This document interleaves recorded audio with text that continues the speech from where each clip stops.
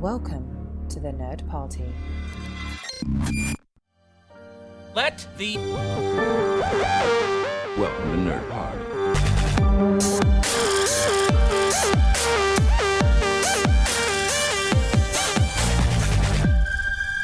Hello everybody, welcome to Filibuster, this day on our special Star Trek Beyond commentary. This is Matt Hansen. I'm back. I've survived my first semester of law school, and I've missed these guys terribly.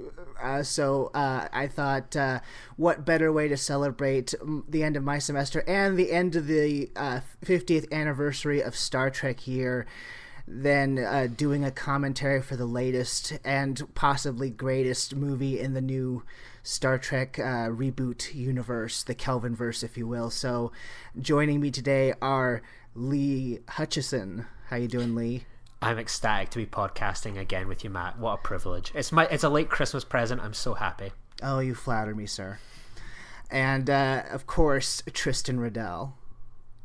Hello, so good to be on here. It's been so long since I've actually been on Filibuster, let alone see your beautiful face, Matt. It's so good to have you back, and yeah, this is going to be a fun time. I cannot wait to do the Star Trek Beyond commentary. Me either. So, shall we get set up, gentlemen? I'm ready. Well, let's just go ahead and do it, and I think people know how we do it, where we just queue up our DVDs, our Blu-rays, our whatever, our iTunes, our Vudu, and we just go 3, 2, 1, and then hit play.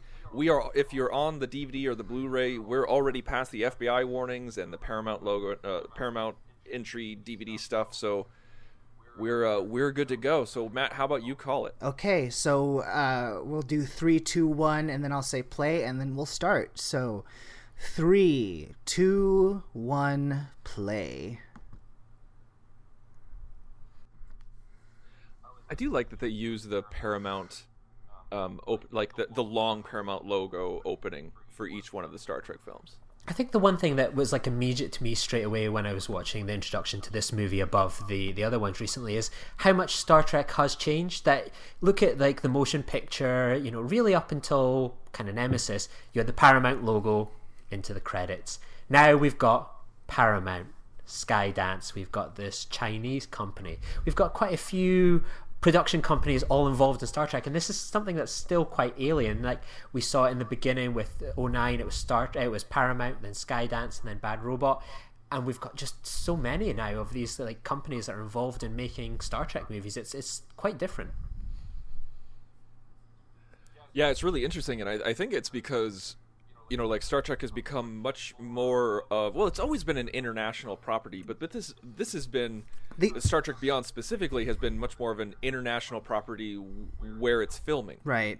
And not only that, but like I would say that it's become even more of a national property, international property with these new films, because I mean, Star Trek was, like you said, always international, but there was something about these new films that connected with overseas audiences more, so... So what did you guys think? This seems to have split opinion, the introduction. This could have gone either way for people watching this movie for the first time. It's really funny that you bring that up, because I was just about to say that, because this could be my least favorite part of the movie. And that's a rough spot to be in, where the opening is your least favorite part of the movie, because like you start off with you're like, well, I guess it can only go up from here, because if you look at how '09 started, and even Into Darkness, even though I didn't like Into Darkness, I like the opening. You know, like those had really strong emotional hooks.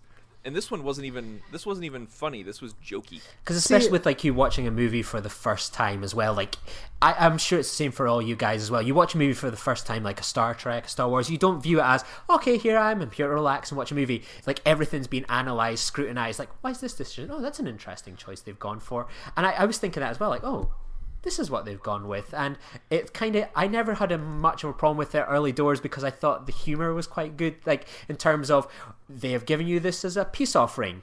It used to be a weapon of war, and I find that little kind of the oxymoron quite amusing. Yeah. I really liked this opening, but I mean, when I saw this movie, I was just coming off of a TOS rewatch, and I felt that this opening was very much in spirit of that show because, I mean, not that the show was always jokey, but it was very whimsical. So, to me, it fit right away, and it set the tone for not what the entire movie was, but, you know, the fact that it would be such a loving homage to what made the original series great. So... And I was curious more how these small creatures could become a warp-capable civilization. Yeah, that's true. That would be difficult, but it's... Yeah, and then we see him with pants or like a shirt at the end of the movie. That's the true arc of Star Trek Beyond, is that character. That's the real story. I actually think that we go from what you were saying, like potentially one of the worst scenes in the movie to potentially one of the best. This, like, you know, monologue from Captain Kirk is just brilliant. Yeah, I really enjoyed the opening monologue because I liked the premise of the opening, but I feel like if they just kept it, I don't know, if they just kept it like he failed. You know, it's not like he jokey failed, where it's just he failed at diplomatic relations, and where they were like pig-headed and they kicked him out, or like they said that, like, listen, we're not going to pay attention to you. You're wasting your time. If it was something like that, like, I understand that they were trying to set the tone that this was going to be lighter than the previous movies, but at the same time, it just gave me the biggest eye roll. And to go from something so incredibly jokey and nonsensical into something very well done like this was a big shift in tone for me. And I think one of the best images of the movie is him just opening the cupboard there and just seeing all those uniforms. It reminds me of like I think it was like a Hey Arnold sketch or something, where he opens his cupboard and he sees like the classic cartoon thing. There's all the exact same clothes. It's just such a brilliant image. Yeah. Sulu's daughter. Yeah. Yeah. Which she's never mentioned. Her name's never mentioned in this, but it's headcanon. It's Demora. Oh, definitely. It's got to be Demora, right? It's got to be. We'll find out when we get to the end credits. We'll stick with it and find out if she's got a credit. Yeah, I haven't looked that up. Yeah. But one thing, like I said it in the one of our previous podcasts, is like you notice it straight away that this is like a more diverse Star Trek crew than we've ever had in terms of like the different Earth races, alien races on the Enterprise. It's not just like who's available to appear on the Paramount lot that week or weekend. It really is a diverse international crew, and it really adds something pretty special. Can I just say, while we're watching these opening scenes and we're seeing the ship, I really, people who listen to the show know that I loved the two J.J. Abrams movies that he did in this universe, but I don't know, it was nice with this movie, as little as we see of the Enterprise, because, you know, it gets trashed in this film. The fact that there's like no more of the lens flare stuff, and I can actually see all of the set and how grand and beautiful it was. It's that I really liked that about this film. And that warp bubble as well that we just saw on the screen, that was just beautiful. I remember seeing that in the trailer the first time, going, wow, that's awesome. Yeah, I lost my mind when I saw the warp bubble, because I believe this is the first time ever in 50 years where we've seen a ship in warp when we're not in the ship's perspective. Does that make sense? Yeah, like we're from somebody else's perspective, like going relatively the same speed. And otherwise, it's really just like an omniscient camera, like just looking down at the ship while it's in the warp bubble with it. And I think I'm making sense, but yeah, I just always thought that was just so cool that like Lin found new ways to portray the ship, and especially like even when it leaves the Yorktown. You know, it looks like he put like if this really existed, it looked like he put a GoPro on the saucer, and then just shoots out. You know, like we've never seen something like that before. Here's just something, like, I love this scene between Bones and Kirk. It's so pitch perfect. But a lot of people, and rightly or wrongly so, people have different opinions, criticized the last film, Into Darkness, for doing a lot of Wrath of Khan homages / ripoffs, and this scene is very, very reminiscent of the scene of Kirk and McCoy in Kirk's apartment in Star Trek 2. They're talking about different things, but I felt like if this was an homage, and I imagine because it was Simon Pegg writing, it probably was, I think this is an homage in the best possible way.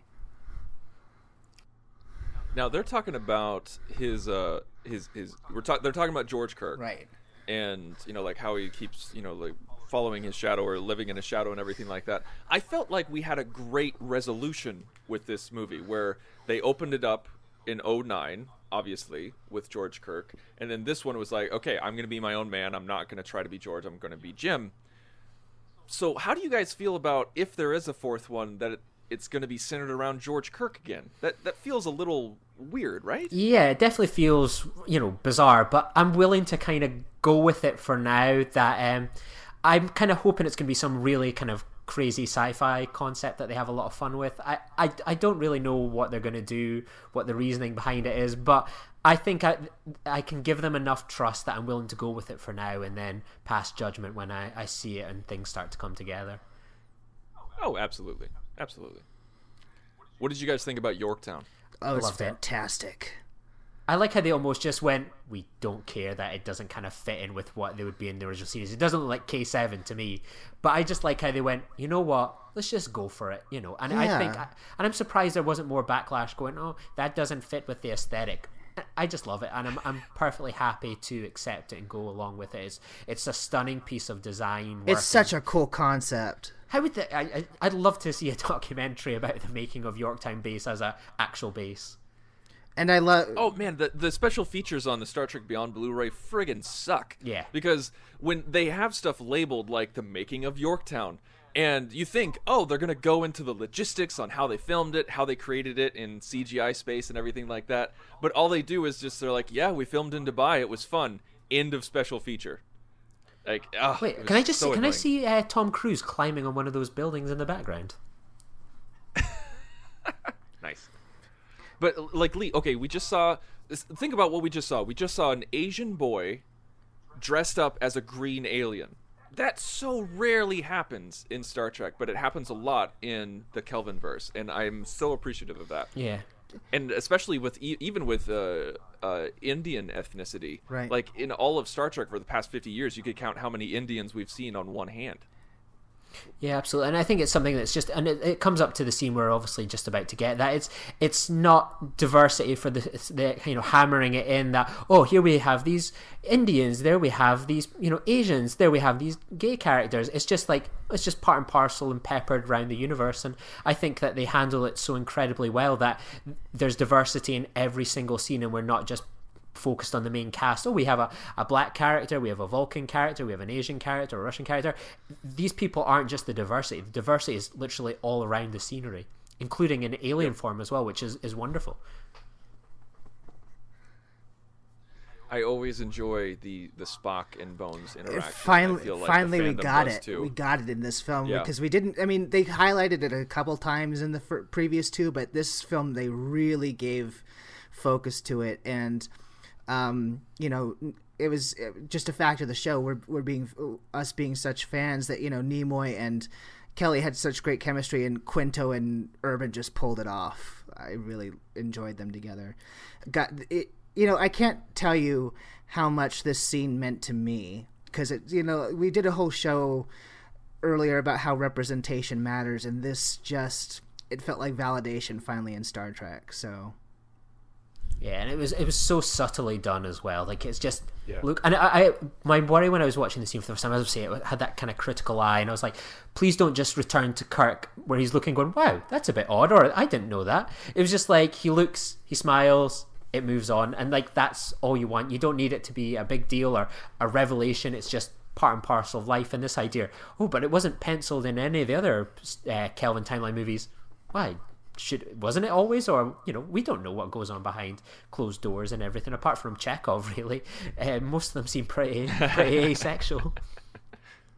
Yeah, it's true. Like I was initially when I first read the headline, I was initially resistant. Like my knee jerk was, what? Like no, like Sulu is written as a straight character, and Takei played him as a straight character. But then I started thinking, I was like, yeah, but we hadn't seen anything of Sulu's romantic life at all.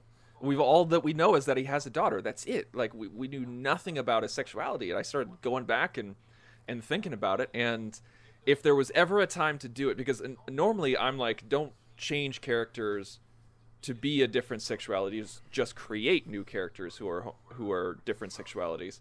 But that's usually my standpoint. But with this one, it just felt right. It felt natural. It felt like if you were going to do it at all, this is a great way to do it in an alternate universe with a character who is already established, whose sexuality we knew nothing about. And I think it would be natural because any other character that they would insert just now would be, oh, we've got this new character, Lieutenant Duncan or whatever, and he's going to be this gay character, and it would be defined as this guy is the gay character. But for the rest of us, it's like, that's just Sulu. Yeah, oh, okay, and he's gay now. Right, oh, exactly. Okay. So what did you guys think about this universal translation? Because this is the only time that we've seen the UT used in the Kelvin verse, and so they do it in a way where it's unlike any other time that they've done this in Star Trek, where in Star Trek it's just like, oh, the universal translator is working and we see their words come out of their lips, and this character we don't see that. Dare I say, I know people jump on this word, but this is a more quote-unquote realistic portrayal, because when you think about how a universal translator works, all of a sudden their mouth is moving and they're speaking perfect English. That's the way it's been in every other Star Trek movie. So I like that the fact that they're speaking their language, but it's coming out with like a translated voiceover. That's how it would. That's how I think it would actually work. But it's true. I like how these scenes were kind of put in the reshoots are bad kind of category. Like, this wasn't necessarily an element that was in it before, and the actress's name has just totally skipped my head. She's amazing in House of Sand and Fog, but her name has just escaped me. Yeah, Shora Agadashlu. Yes, thank you. Like, this stuff, she is fantastic. It wasn't in the first cut, and then there's this like kind of thing that we've all been kind of growing bored of this year. Like, it's reshoots, it must be a disaster. Like, Star Trek's reshooting. Like, this is just a great example of reshoots aren't just something that's maybe gone wrong or fixing something. It's sometimes seeing an element in the rough cut and going, what would really add to this? And I'd love to know how much of this has kind of been built up from that, and how it really kind of hammers home Kirk's indecision and worry about the future much more than we would have got in the original version. I really want her to be the voice of a starship sometime. Well, she can be the new Majel Barrett. I would freaking love that.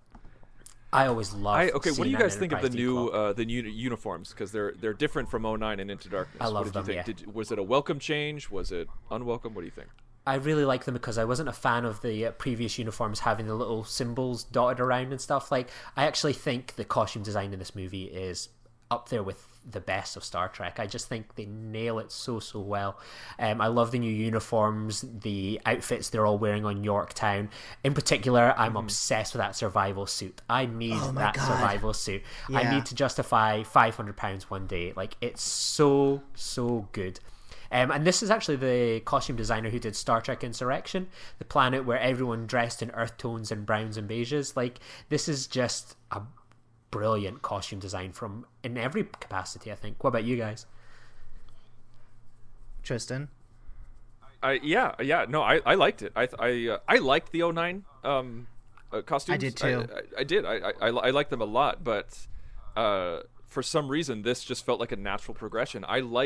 I'm always a big fan of seeing new uniforms come out. Like, whenever a new movie came out or a new series started, I was always like super excited. I was like, oh, I wonder what they're going to wear, but with this one, the main addition that I was super excited about was sleeves for women. Yeah, yes. that was it was that it looked like when I saw it on there, because like I really didn't understand that it was missing in the previous films. Like, even though I should have, it's obvious. But like, once I saw the women in sleeves, it's like, oh yeah, why wasn't that on the previous uniform?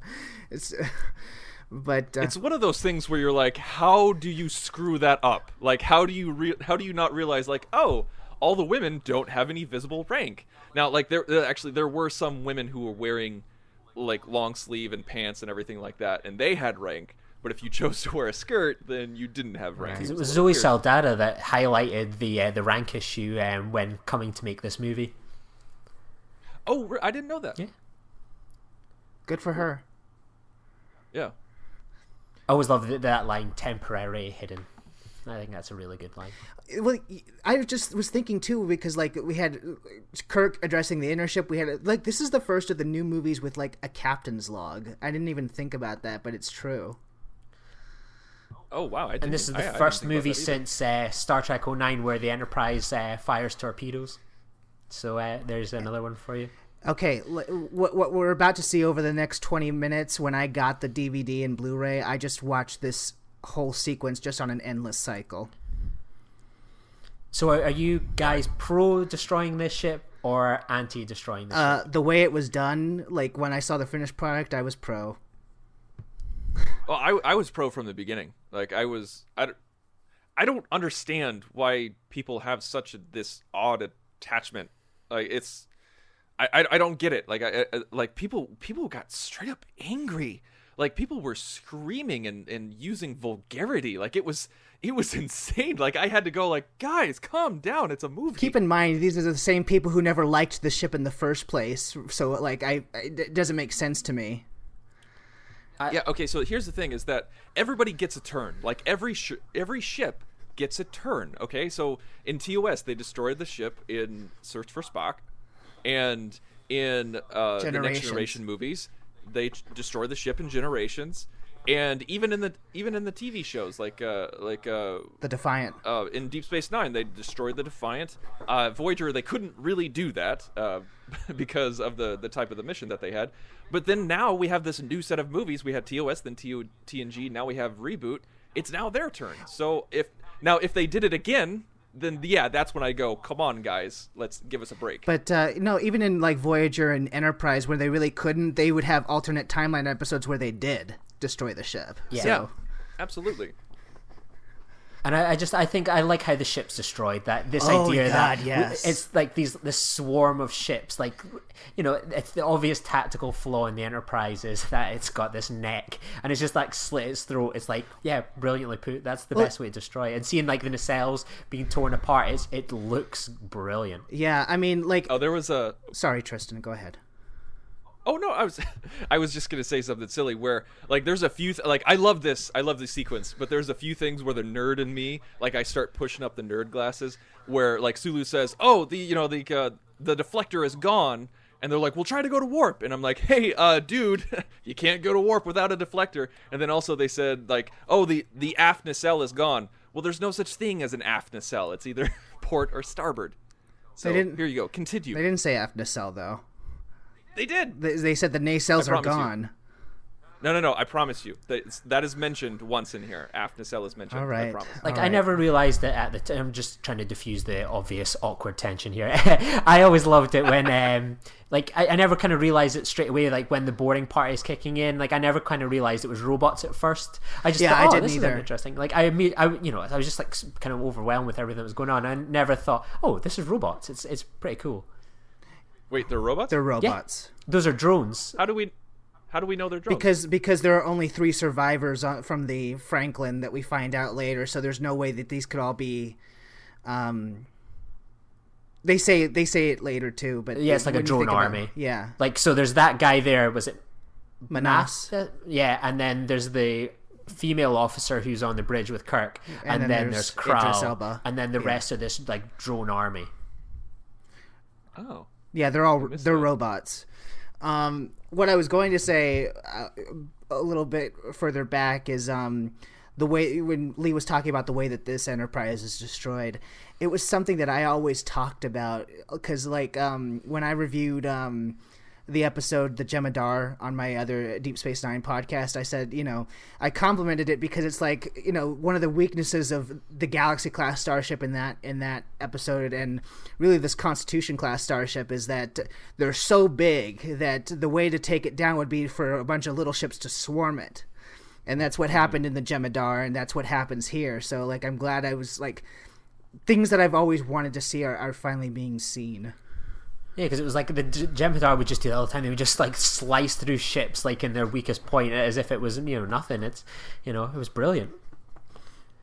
I love subtitles that are stylized. I'll never get tired of that. Yeah, like the best ones, off track is the movie Night Watch. Have you ever seen that? It's like a Russian Yes. Yeah, that's I've seen brilliant subtitling. Best thing about the film, actually. Do you remember the subtitles in Man on Fire? Tony Scott. Oh yes, yes. Denzel. Yeah, I always thought that was really cool. They would get bigger if they were screaming and repeating themselves, it would get bigger in multiple places on the screen. I like as well, like how when like the ship's kind of falling apart, like the Enterprise, we hardly knew but we get to see so many parts of the ship and like areas that we've not seen before.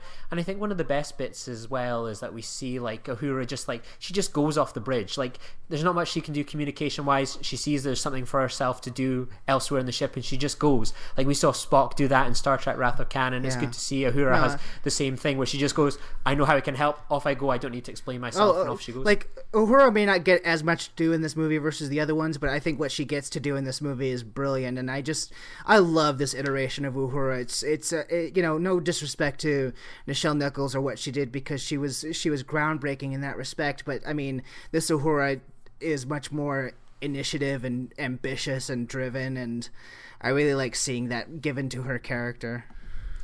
And exactly, it's not like she's not played as well as perhaps in this movie, but like people like Chekhov get a lot more screen time. Bones gets a lot more screen time this time. So it's just like everyone kind of has had a fair shot over the past few movies anyway. Yeah, I thought this movie for Chekhov was like the original Chekhov's Voyage Home. Yeah, where like he had nothing to do in Search for Spock, absolutely nothing to do. But then in Voyage Home, he gets a major plot line. So I'm glad that they did that with this. Which, thank God, because of what happened with poor Anton Yelchin, he got a great film to go out on. Yeah, like the thing that's very tricky for me, like I'm a huge Anton Yelchin fan of like in Star Trek and beyond really, and I to this day I still find it hard, and I think it's gonna be the same with obviously Carrie Fisher and Star Trek 8. It was when you go into a movie knowing the actor you're seeing on screen is dead, not just someone that's kind of died long ago, but someone that has kind of died before this movie comes out. It's very difficult to look at the performance of the character. You always think of, oh, that's Anton Yelchin, isn't he, like, how amazing is he in this shot? Oh, like Anton Yelchin, oh, I love that little bit you do. And it's so hard not to kind of detach the two characters. It's almost impossible to view it as objectively. There's so much baggage you kind of put onto these people, knowing that this was their final kind of hurrah. Now with this, I mean, you got to give credit where credit is due to Starfleet engineers, because when a ship can take this type of beating and still be functional, I know everything's fictional, but it can have its nacelles ripped off, it can have its deflector dish torn apart, it loses its secondary hull, and it still can function. And even after the primary hull crashes, there's still certain functionality going on. I mean, these ships were built to take a beating, and I think that is pretty cool. I always think of it kind of like probably the Titanic in a way. Maybe not the best comparison, but something they obviously touch upon in Voyager as well. Like compartmentalize the ship, that all these parts make the ship work great, but like if a part falls away, or there's a huge hull breach, or something's destroyed in the lower part of the ship, like the other parts of the ship can still survive. Like everything's can sometimes be a bit independent of that. I think that's a wonderful kind of idea that in ships, that it's practical in so many different levels. I think it also makes sense in universe too, because I mean, a lot of we know that the divergence point for this universe was the Kelvin incident, and that ship got taken out very, very quickly. So it would make sense that this version of Starfleet would be like, in our next class of ships, we need to make them built to last, because we have no idea what's out there. So also Kelvin pod. Yeah. They love talking about the Kelvin. But it makes sense. Like the reason like they're called Kelvin pods is like George Kirk could have survived if there was a pod on the bridge. So the idea that the bridge pod is called the Kelvin pod, at first I was like, oh, that's a bit odd. Okay, sure. No, and then it was like sense. after it's like, that's what it's about. Okay, here's one thing that I did not like, is that they could just open up the door to the ship, and then the bad guy would float away, but they wouldn't freeze to death or get sucked out. And then George Clooney pops in as well.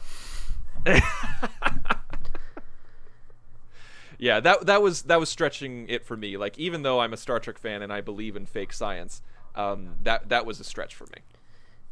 Yeah, like there's so many people get jettisoned out into space in these Kelvin timeline movies. Like, space must be full of like old satellites from Fox News and Starfleet officers. Oh, like Krall's costume, his outfit. I love that they added moving parts to it, where like it you don't know what it does, but like you can imagine whatever you want to imagine on what it does. Like, it gives him extra strength, and that's why he can lift up Kirk, or or things of that nature. It's I thought it was a really nice additive. Yeah, and I think it's part of like his contraption that gives him these like sucking alien powers and everything like that. But like what I like so much about this like destruction scene is like there's so many cool ideas that you can just imagine that like they had a list like, we want to have someone fly away in a torpedo, we want to have a turbo lift flying to space. Just like, yeah, let's do it. Like, now we've got the opportunity, just go do it. I think it's really cool. Like, you can imagine it's got like a laundry list of like cool things they want to see in Star Trek. Yeah, the idea of a turbolift in space was something I'd never thought of before, and the sheer idea that it can exist independent, that's pretty cool, right? Yeah. A runaway turbolift, yeah, I just, I thought that was awesome. Yeah, absolutely. And it makes sense too, because what if there's a catastrophe?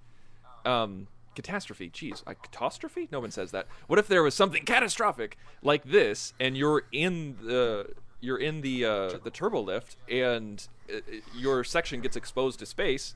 You don't want to go just like, oh well, tough luck, guys. I guess you're just going to get sucked out. So it's cool that this was a nice addition to the universe. And I think it's really good editing as well. Like, while this, like, everything's going on, we've got characters spread all across the ship, outside the ship as well now. We never doubt or don't know where everyone is. It's really well put together. There's never moments you're thinking, right, who's where? Like, losing track of everything. It's really well put together, this, like, action scene. And that can be a problem in modern action, is, like, you lose track of where people are in the geography, and the geography just doesn't make sense.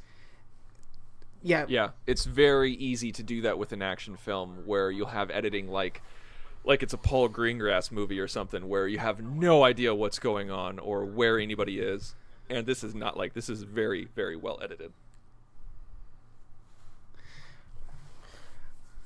And I think it's really good that we kind of get this scenes like the Enterprise feels so full. And one of my issues with pretty much 50 years worth of Star Trek is like, when there's like disasters happening on the ship, most of the crew are just sitting there looking at their console or whatever. Like, Voyager gets back to Earth, I'm not going to turn around and look, I'm going to look at my console. The Borg are on the big screen, I better just keep clicking my buttons here. Like, here, like, the crew are really interacting with the environment and responding to what's going on. They're not just people standing around. They feel like genuine officers, and that are kind of looking out for themselves as well. They feel like human beings and not just literally background extras. Yeah, absolutely.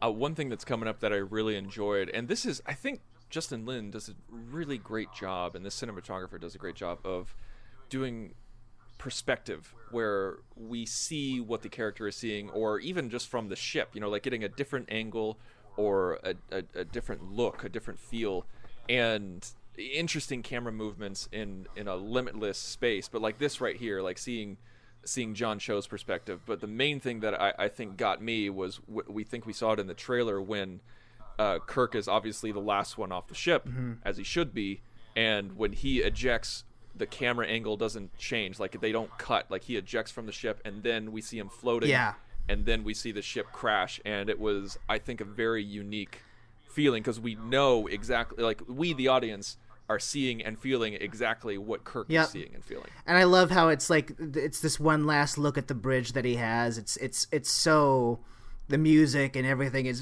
worked for me right here. Here we go.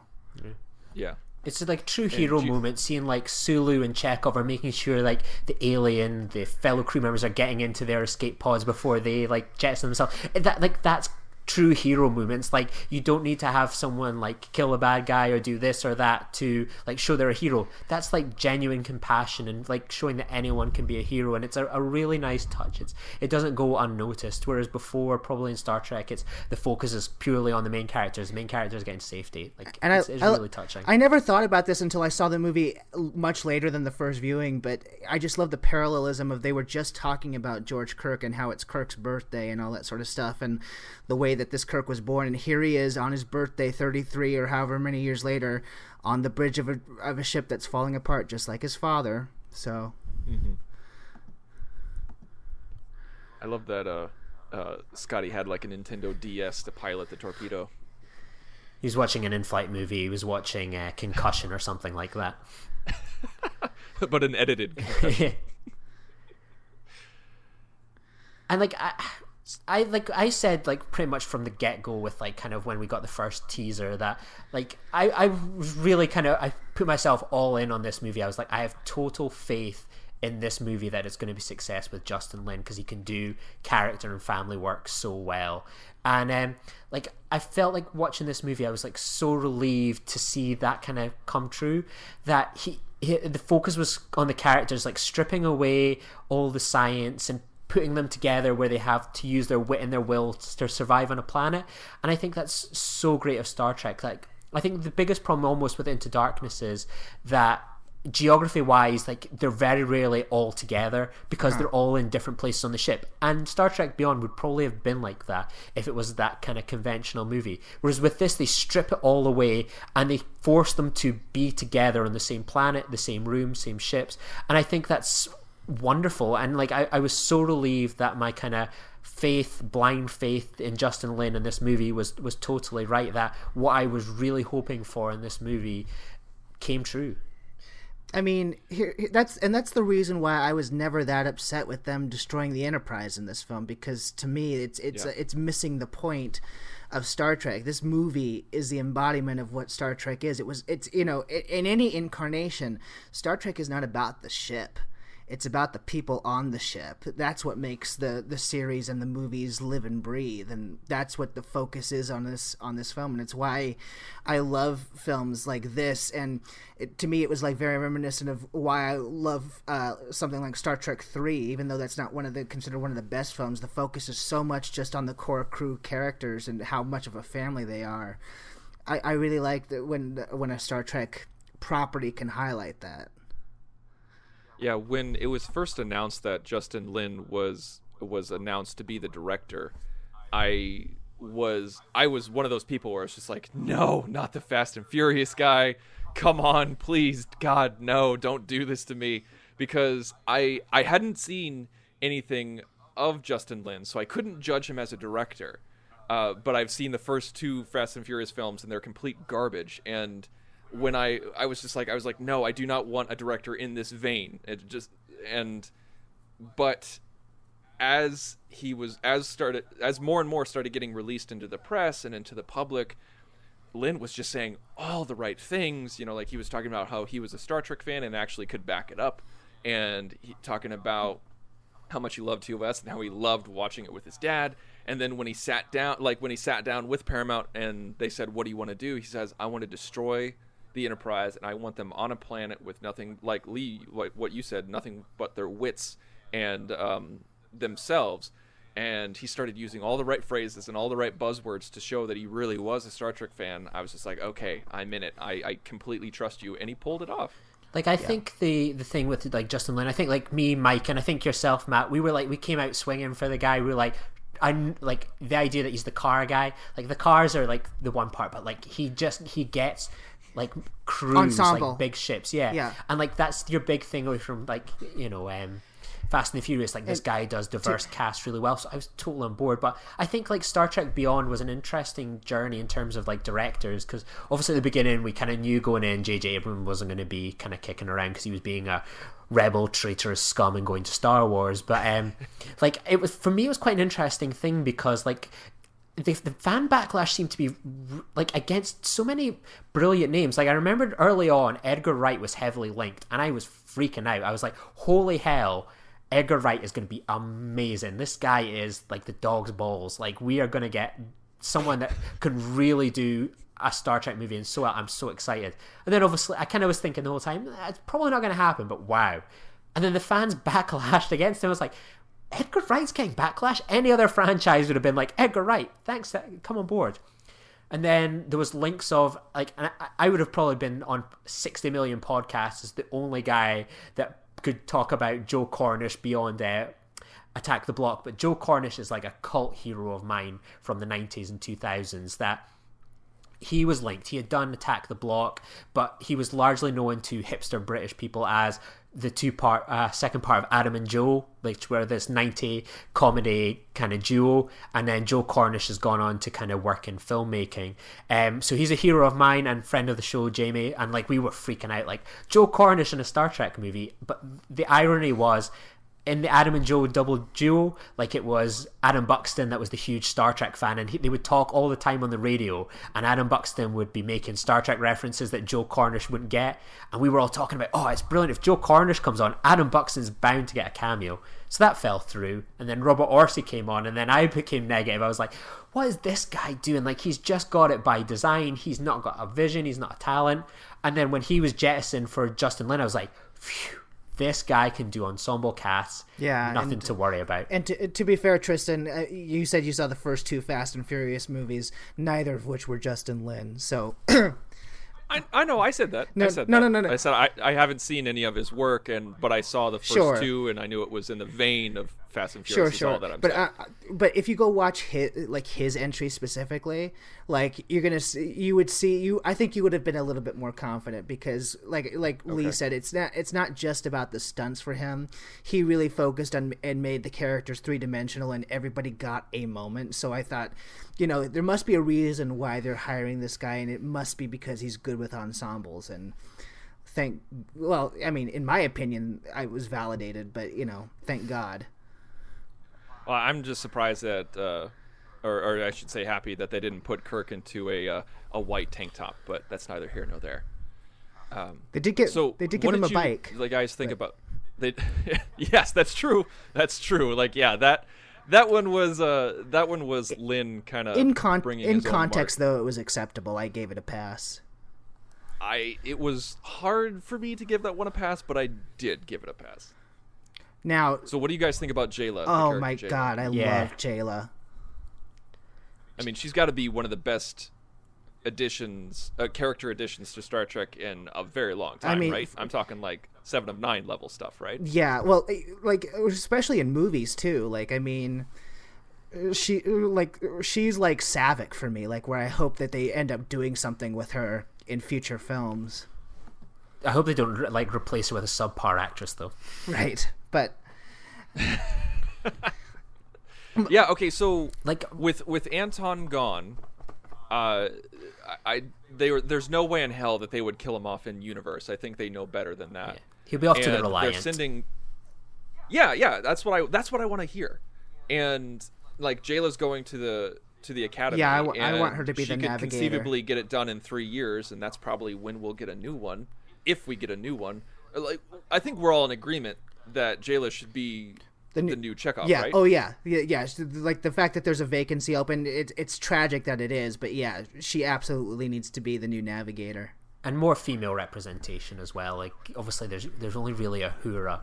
I mean, for me, Sophia Botella, like, I don't know if you guys had seen Kingsman, but like she kind of steals the show in Kingsman as well. Yes, she does. Just like when she was like announced as like being in Star Trek Beyond, it was like, holy hell, like this person's amazing, and like it was quite a big like hit here in the UK, and it was just like another one of these things where it was like early on, I was just like, I've got so much faith, like I'm.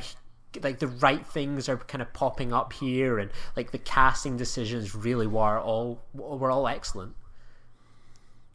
And not only was her character cool and the actress who played her very cool, but just the look and the makeup, it just her costume and her weapons, everything was on point.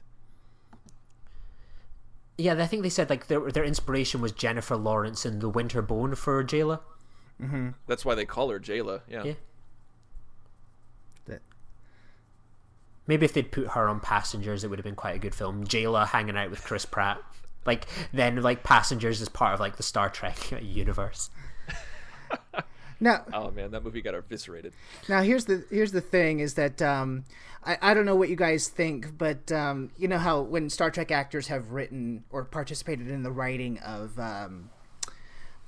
the movies before, they've given themselves plum roles. I'm thinking specifically of like Nemesis, that the fact that there's a ton of Brent Spiner in it because Brent Spiner happened to be one of the co-writers.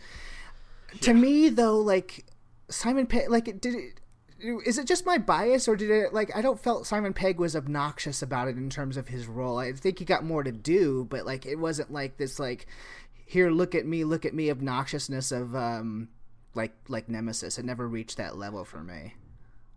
I think because he was so prominent in '09 and Into Darkness, I think it was only natural for him to have a big role in Beyond as well, because if he didn't have a prominent role in '09 or Into Darkness, then all of a sudden had a huge role in Beyond, I feel like it would have flagged in our brains a bit more, because, oh, he's the writer and now he has a huge role. But I feel like his amount of screen time has kind of been consistent. Yeah, and I think, like, I'm surprised he had as much as he did, because he was obviously talking in the build-up to this movie, like, I'm going to have a lot less, I need to be involved kind of on the day-to-day with, like, the script and everything like that. So, like, it really was quite surprising to see him get quite a hearty role. But it's the same for everyone. Like, everyone has a bit of a hearty role, you know, as I say, kind of Sulu and Uhura a bit less, but like a lot of them can say, yeah, I've got really good screen time. Like, they could all argue who the third big lead in this role is. Yeah, I really appreciate that. Okay, one thing that I have not enjoyed about the Kelvinverse movies, and I love the Kelvinverse movies. Let me rephrase that. I love the Kelvinverse. Is how free they are with Spock and his emotions. I never really enjoyed how easy it was to just see him scream or see him cry, see him do whatever. But in this one, I think this is like this time, like, because he is on the brink of death and bleeding out, and he's like a little delirious. Like, I was fine with it here. I've not had a big problem with it personally, because like it you know, it's the kind of the cop out. Well, it is a different universe, Tristan. No, but because like his planet's been lost, and yeah, like the amount of things that he had to deal with, like I could imagine it totally overwhelming someone's ability to keep their Vulcan head. So I can definitely see where you're coming from, Tristan, and there's a lot of truth to that. But I kind of am willing to go with the in-universe explanation here. I'm going to be that guy. I mean, me too. To me, it was always a matter of a person is a sum of their experiences, and this Spock had a drastic different experience than the Leonard Nimoy Spock, who, you know, never lost his planet, got to reconcile with both of his parents, got a bunch of closure. This Spock never got any of that closure, so I get the human side of him coming out more. It made sense to me in universe. Yeah, everything you're saying is spot on, and that is the alternative view to it, and it's not wrong. I'm not going to argue my point, but that's just my own sticking point. I mean, it's a personal preference thing, but I think they did. For what I'm trying to say is, like, I think they were sufficient enough writing for me to go along with it. That's all. I like how the Enterprise is still like that. This line that there's still kind of, she's still got like tricks up her sleeve. I think that's such a cool line. Like this ship is still helping them out even in this horrible state. Absolutely, and I love was that necessary? Sorry, Keenser just sneezed on the camera. So with the like Lee, I'm with you where I love that the ship is a character, and I love that Kirk refers to her as she, and you know, he has a personal connection with it, and it just makes sense because all the iterations of Kirk that we've seen and all the captains that we've seen have that special connection with the ship, and to see her hurting and dying but knowing that she still has something to give, I mean, that is a key component to the Star Trek universe. Right. Although what I liked about Kirk's character in this versus some of the other films is that I like that this is a Kirk that is disillusioned with Starfleet or disillusioned with the mission at this point, because you never really saw that at any point with William Shatner. That was a Kirk that wanted to be in Starfleet from the beginning, that was passionate about the project. And I like how they called out the parallels again to 09 in the sense that he never really wanted to be in Starfleet. He was kind of dared into it, and you know, became a good officer, but was never really, it didn't have his heart in it. So like, it was an interesting facet of Kirk that you would have never seen given his other prime existence and the experiences that he had. That's why I'm able to go along with Spock, is just because these characters have been through such different experiences than the prime characters. It's nice to see when they can make those different experiences affect their characters in dramatically consistent and satisfying ways. Yeah, and I'm glad that they.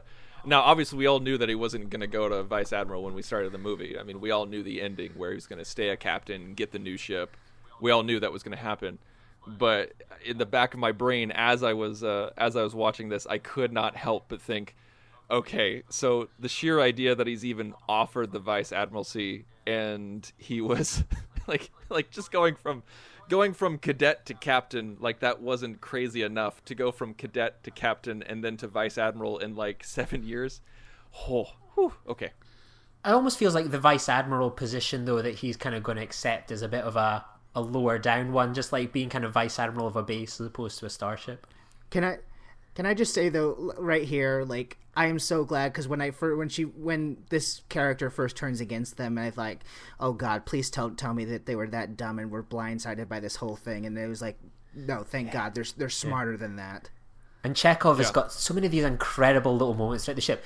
Put the weapon down, please. He's just such a rounded character. It's like, it's the performance, it's the writing, it's like investing so much of this stuff into it. Like, it's not just someone just speaking lines, it's like a real genuine character that has got such heart and grace, and he's a little perv as well at points, checking people out, looking at people. It's all the details in there from the acting and the writing that makes Chekhov in this movie like a totally well-rounded character. And, they didn't get so much screen time in the other movies because of the plot, but, like, right here when Pine and Yelchin are trading barbs and quips, like, they really have great chemistry. Yeah, and it's like unusual things. It would be so easy to put like the heroes together, Kirk, Spock, and Bones on this ship, and everyone else is in like the camp, and let's focus on these three heroes. Like, it's very unusual pairings apart from, say, Spock and Bones. I love that. I really enjoy that, and I think these two are brilliant together. The pairing slicing was fantastic. That was one thing I really appreciated, and you could tell from the trailer too, of who was going to be linked together, and that got me more excited than any visual that I saw in the trailers. Was the fact that, oh cool, Kirk and Chekhov are going to be together, Spock and Bones are going to be together, Uhura and Yoda are going to be together. Uhura and Yoda, jeez, I keep slipping the tongue. Sulu, Uhura and Sulu are going to be together, and it's just so cool, because you're absolutely right, Lee. A lazy writer would have just put, let's just put Kirk, Bones, and Spock together, and then the rest can be captured at the camp. It's just, it would have been so easy to do that, so easy and so natural too. That was probably a first instinct when they sat down to write, but I'm glad that they fought that instinct and did something much more inventive. Now, I know I keep talking about the camera work, but I gotta give credit where credit is due. This guy is just so good. Like, just even the I know this is a fake camera movement, but when we go from the bad guys and we go out of the hull, out of the slashed off hull, and then the camera pans and tilts around and swings around and goes into another abandoned hallway to find our heroes, that's just cool. Yeah, it is. We've never cool. seen that before. And it's, once again, everything is so clear. It's not just like badly edited together. It's really on the balls.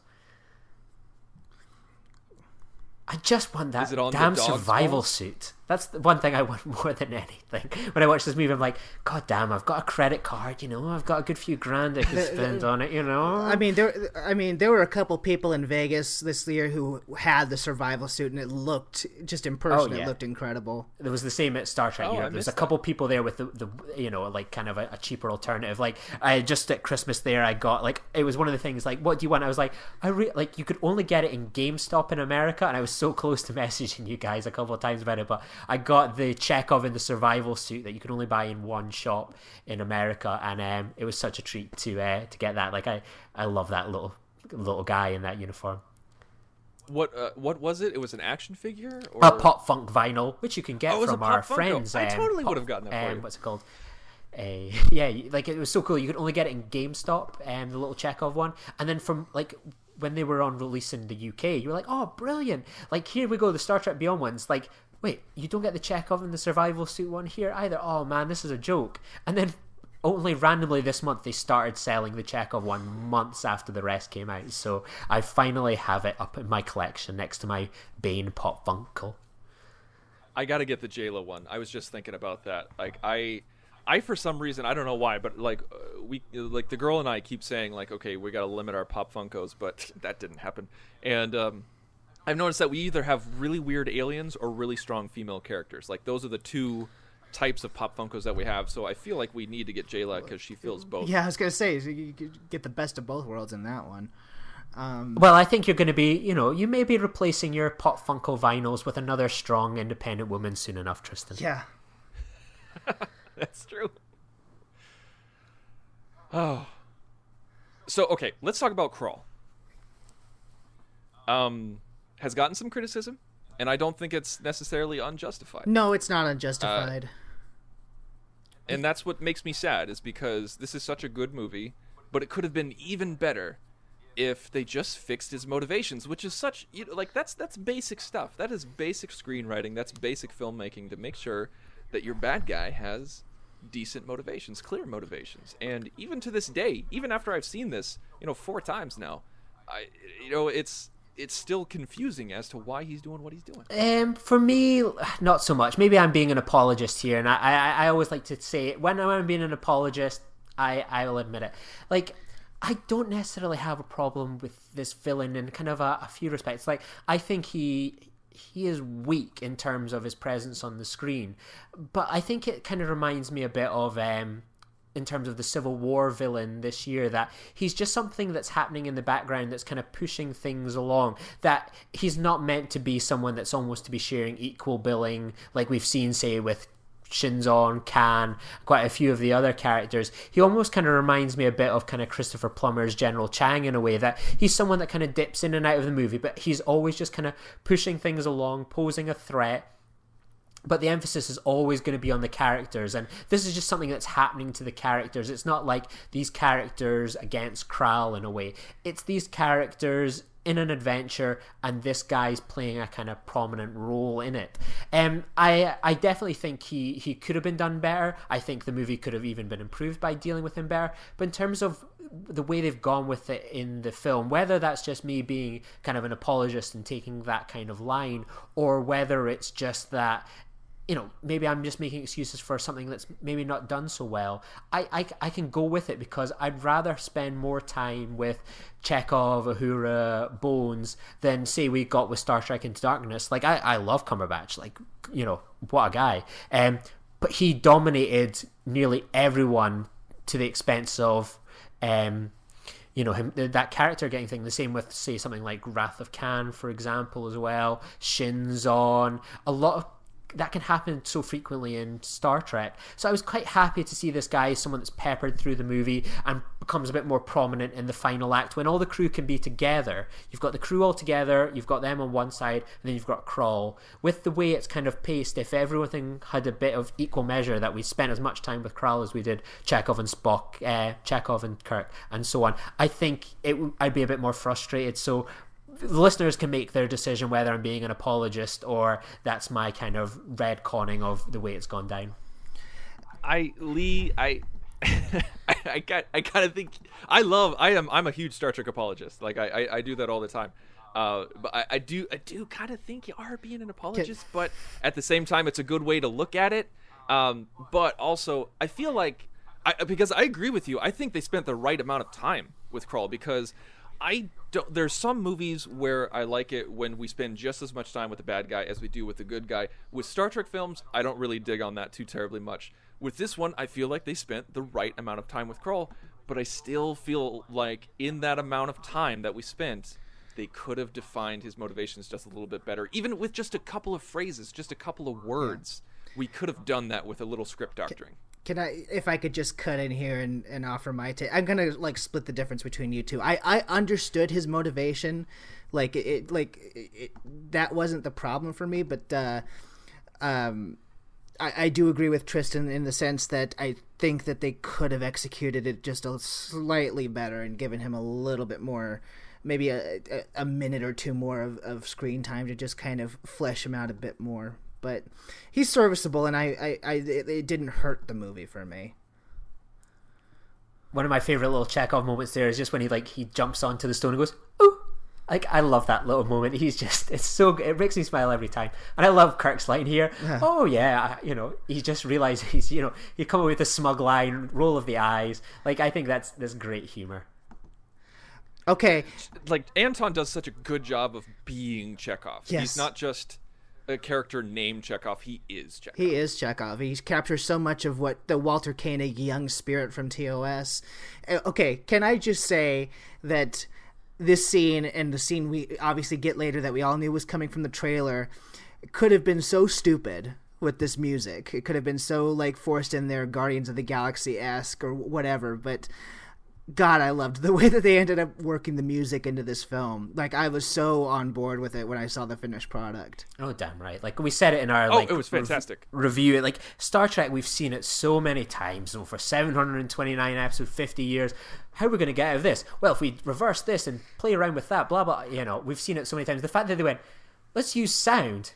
Yeah, okay. And you were right. It could have gone either way.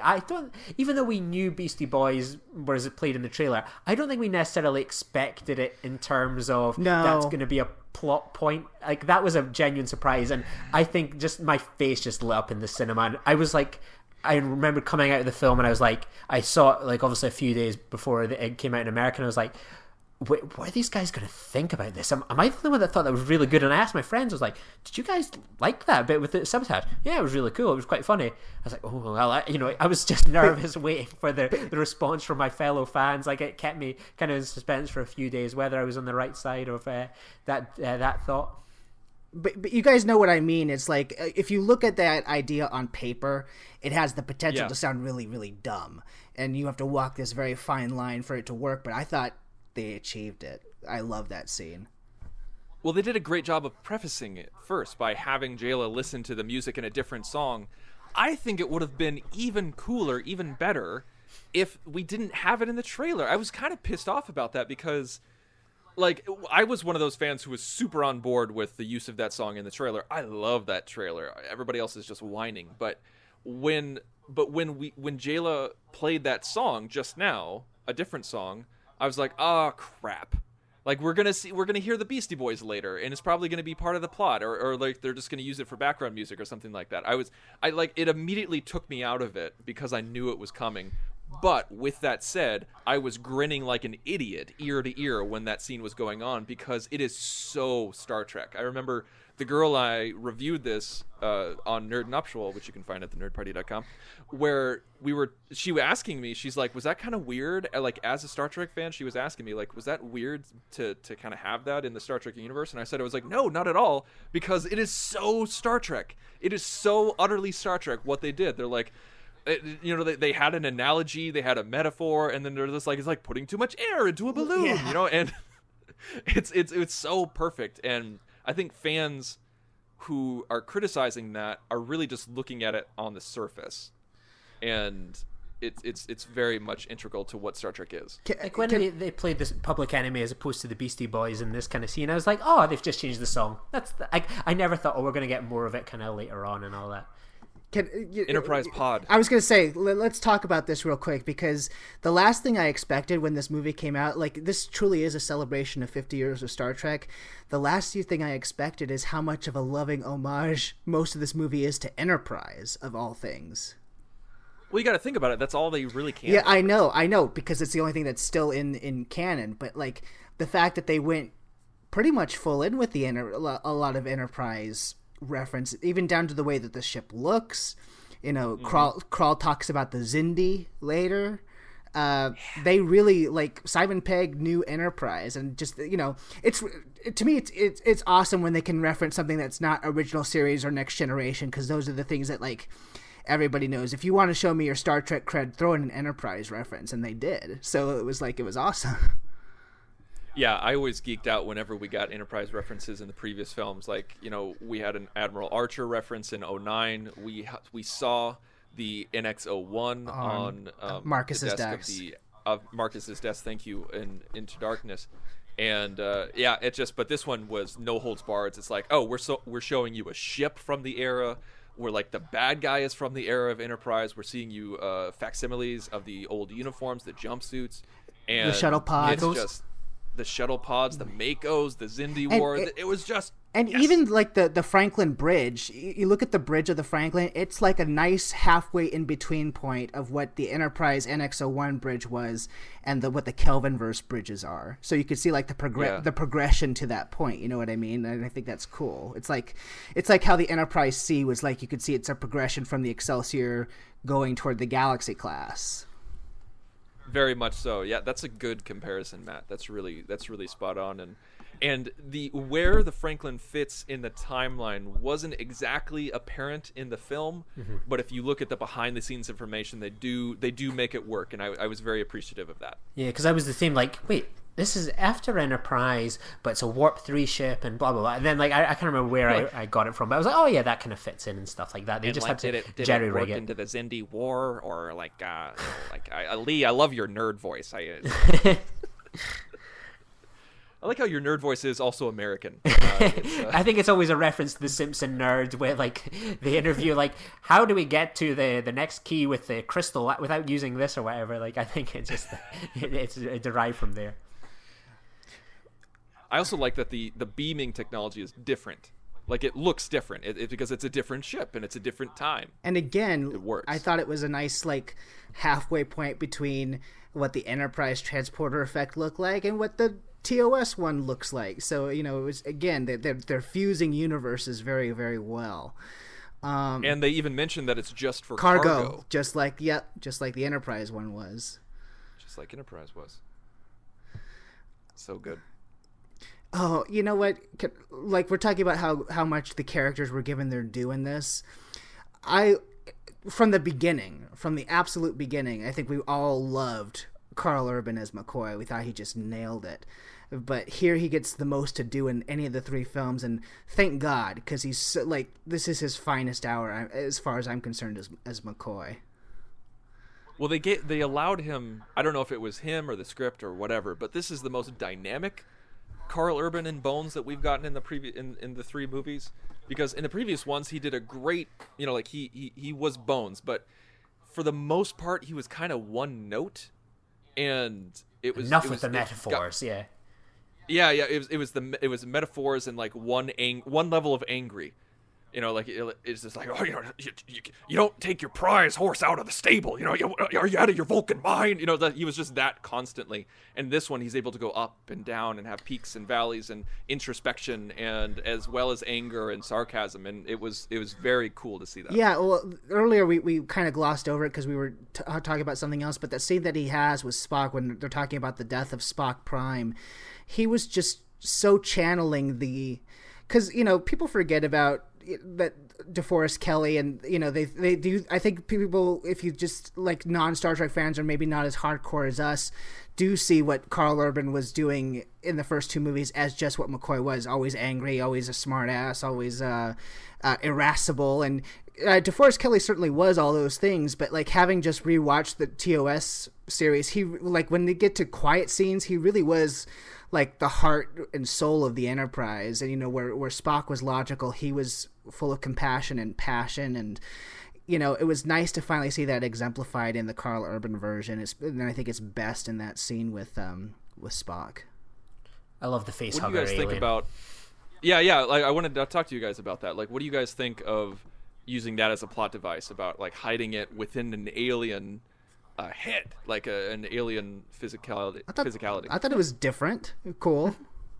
Beats just go. It's one of these things. Like, it's sci-fi. You can hide something in on the Enterprise, or chuck out of a window or whatever like that. But like, use what you've got. Like, oh, this is an opportunity we have to make a funky alien, and we can kind of design it around that. Like, it's sci-fi. You can literally do anything. Right, like, hiding it in kind of plain sight, in terms of, say, like a locker or under like a couch. You can do that in most movies. This is Star Trek. Go nuts. And I really like how they embraced that. It was a nice payoff too, because, I mean, we see during that whole melee of the Enterprise being destroyed, he pulls this one ensign aside and says, "I need your help."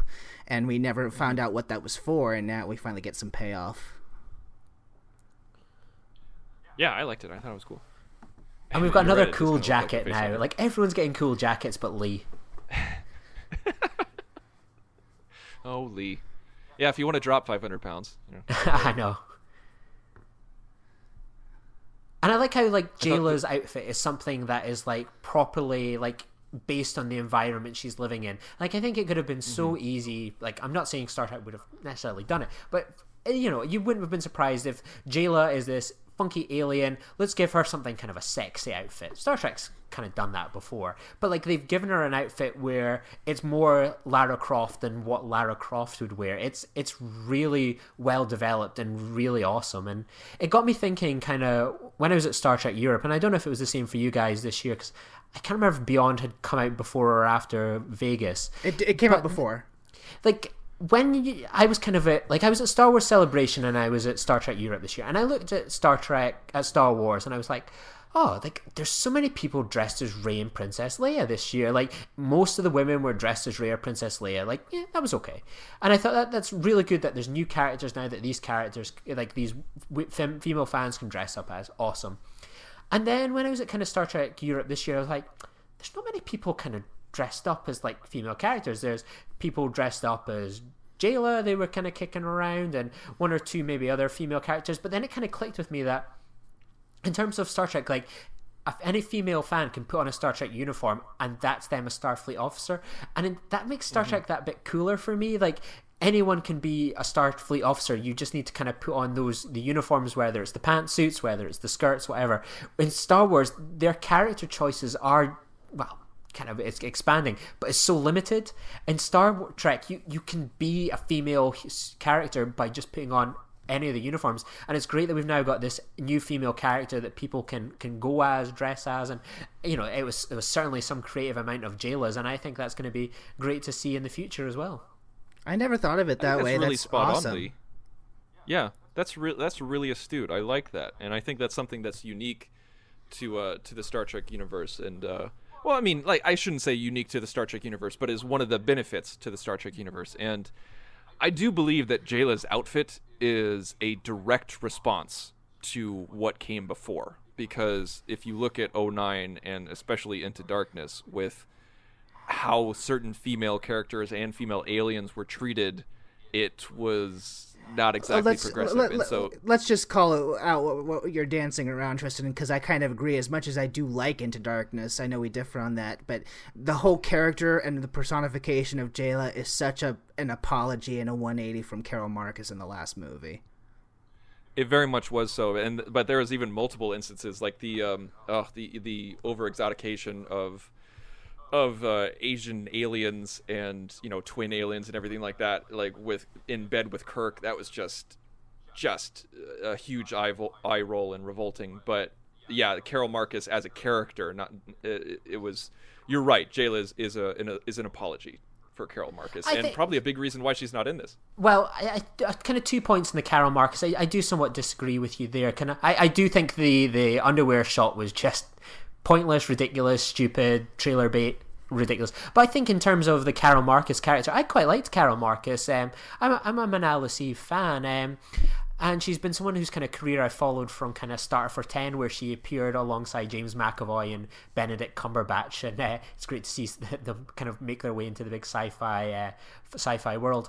But like Carol Marcus as a character was interesting enough, and I enjoyed some of her kind of moments. And one bit that I always think is incredibly awkward is the end of Star Trek Into Darkness, where she's like, oh, it's good to have a family. It's like, oh, yeah, our family's dead. Kirk kind of smiles, nods, and then just walks away. I love that moment. But in terms of why Carol Marcus isn't in this movie, Simon Pegg touched upon it. Like, it would have taken away from the main group of the characters. She wouldn't have fit here. Yeah, and they were going to say, well, she's away working on the Genesis project.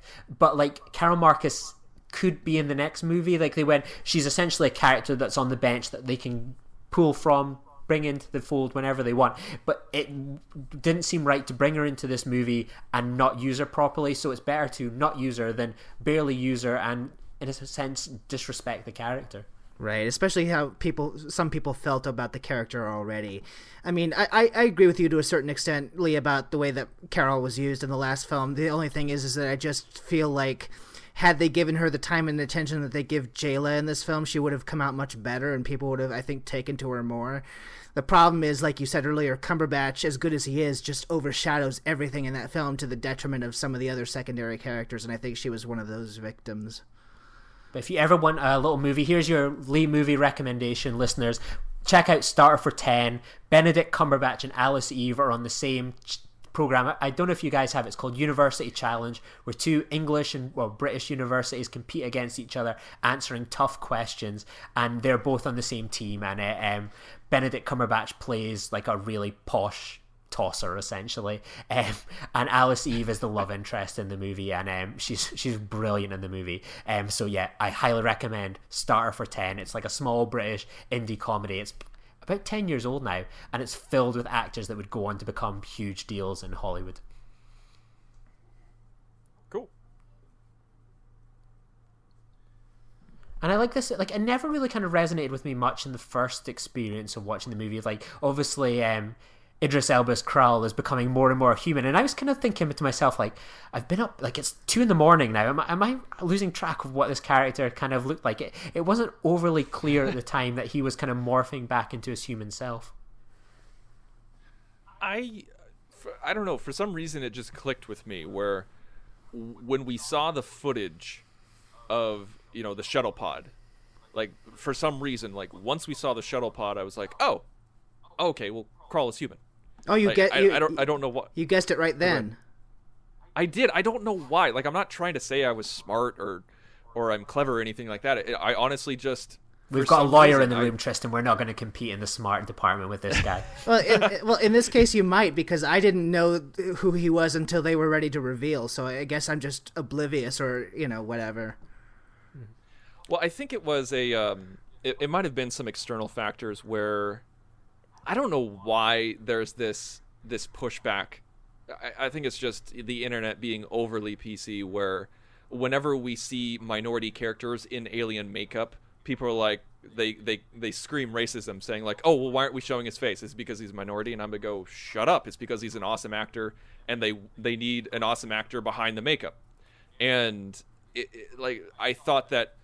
Because Idris Elba, even though this wasn't exactly true, this is what I thought. What I thought was wrong, but it was kind of half right. Where I honestly thought, because Idris Elba is so freaking handsome, that they would show him at the end. Like, we saw that natural progression of him getting more and more human. I was like, oh, we're going to see Idris Elba in his handsome face later on, and we see his more human face, but it's not a handsome version. So I was wrong in that assumption, but I was right that he was the bad guy. We do see kind of handsome Idris Elba in the video log, so that's true. I've got a kind of pointless, like, well, a wee aside. Like, I was down in London. Like, I went down to London like one day after the Star Trek Beyond like premiere, and I was gutted that my timing was off by a day. And I was like, oh man, I could have been at the premiere and seen the cast and blah blah blah. And at one point I was thinking, oh, maybe I could go down early, like get a cheap butt, and it just wasn't realistic. So I was down in London like the day after the premiere, and I was down for Star Wars Celebration. And I was thinking it was like the Thursday, and I'd gone home. I was like, I'm going to have a whole night up tonight where I've got to like queue basically to get the Rogue One panel tickets. So I was just lying in this kind of like hostel bed, and I was just flicking through my phone, and like the Paramount UK Twitter feed was like, Idris Elba is like doing this like last minute thing where they were doing like the Star Trek Beyond mural on the side of an abandoned building, and he was going up in this like machine to sign it with the spray paint. I was like, oh, that's awesome. I wonder where that is. So I looked at my phone, and it was like 1 mile away. Oh my god. So I'm in my pajamas at 3 p.m. trying to nap, and I was sharing a room with this guy who was starting to put on his stormtrooper kit. He was so I was like, oh my god, I need to go. So I put on my clothes, and I was running around the west end of London with my phone out, like trying to track this location. And I turned up, and there was Idris Elba, and I was like, holy hell, that's Idris Elba. Like, he was like doing some interviews to some kind of like the local press that had been alerted, and some fans had turned up, and I was like, oh my god. And I was dripping in sweat. London was roasting that day, and I was like, he was like, oh, I'm gonna have to go, and I was like, oh, is it okay to get a photo? Like, I'm a huge Star Trek fan, blah blah blah.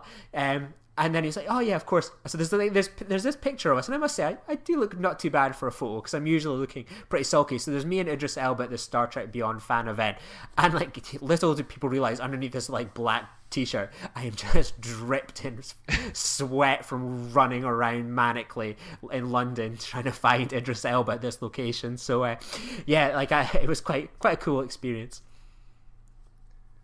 Now, what did you guys think about this action sequence? I really enjoyed it. I thought it was well done, and this is when, like, when I saw the bike in the trailer, I rolled my eyes. But then when I saw how they used it here, and we got to see some really cool hero moments with Kirk, I enjoyed it. Matt? What did you think? I mean, I loved it, and when I saw the bike in the trailer, I was like, yes, I know why that looks unusual, but like I was the one constantly screaming to people who were complaining, give it context, and I think in context it absolutely works. Yeah, I don't mind it. I think it's quite choppy in terms of the editing compared to, say, the other scenes that we've seen. I think it's fine. Like, I don't have really any issues with it. It's a bit unforgettable, but yeah, I like it fine enough. I think the main thing that I really like is that moment where Kirk is protecting his crew, where there's one last beam out, and like he sees that they're in danger. He risks his own life just to encapsulate them. Like he's literally putting up a wall around them to protect them. I that just resonated with me. It just worked. Yeah, there's something about Chris Pine in this film where, like, I know people had issues with his portrayal in the previous two films, and I think whatever issues people may have had, I think, are largely rectified by this film, especially when, you know, we see him acting the way they do. And the proudest I've ever been as a Star Trek fan of Chris Pine is in his moment later with Krall at the climax, where he says, you know, better to save people or something like that, and that's the world that I was born into. And I was like, yeah. There he is. There's James T. Kirk as we knew him. Yeah, you're right. It's true. Like he had to grow into this character. He had to grow into Kirk, and this is the Kirk that we love. And we had to spend those previous two films to get here. And I like how, as well, like, I said this kind of in the build-up to kind of the movie, like, I really wanted this kind of change of pace that we get with them being on a planet. Like, when was the last time we had a proper away mission?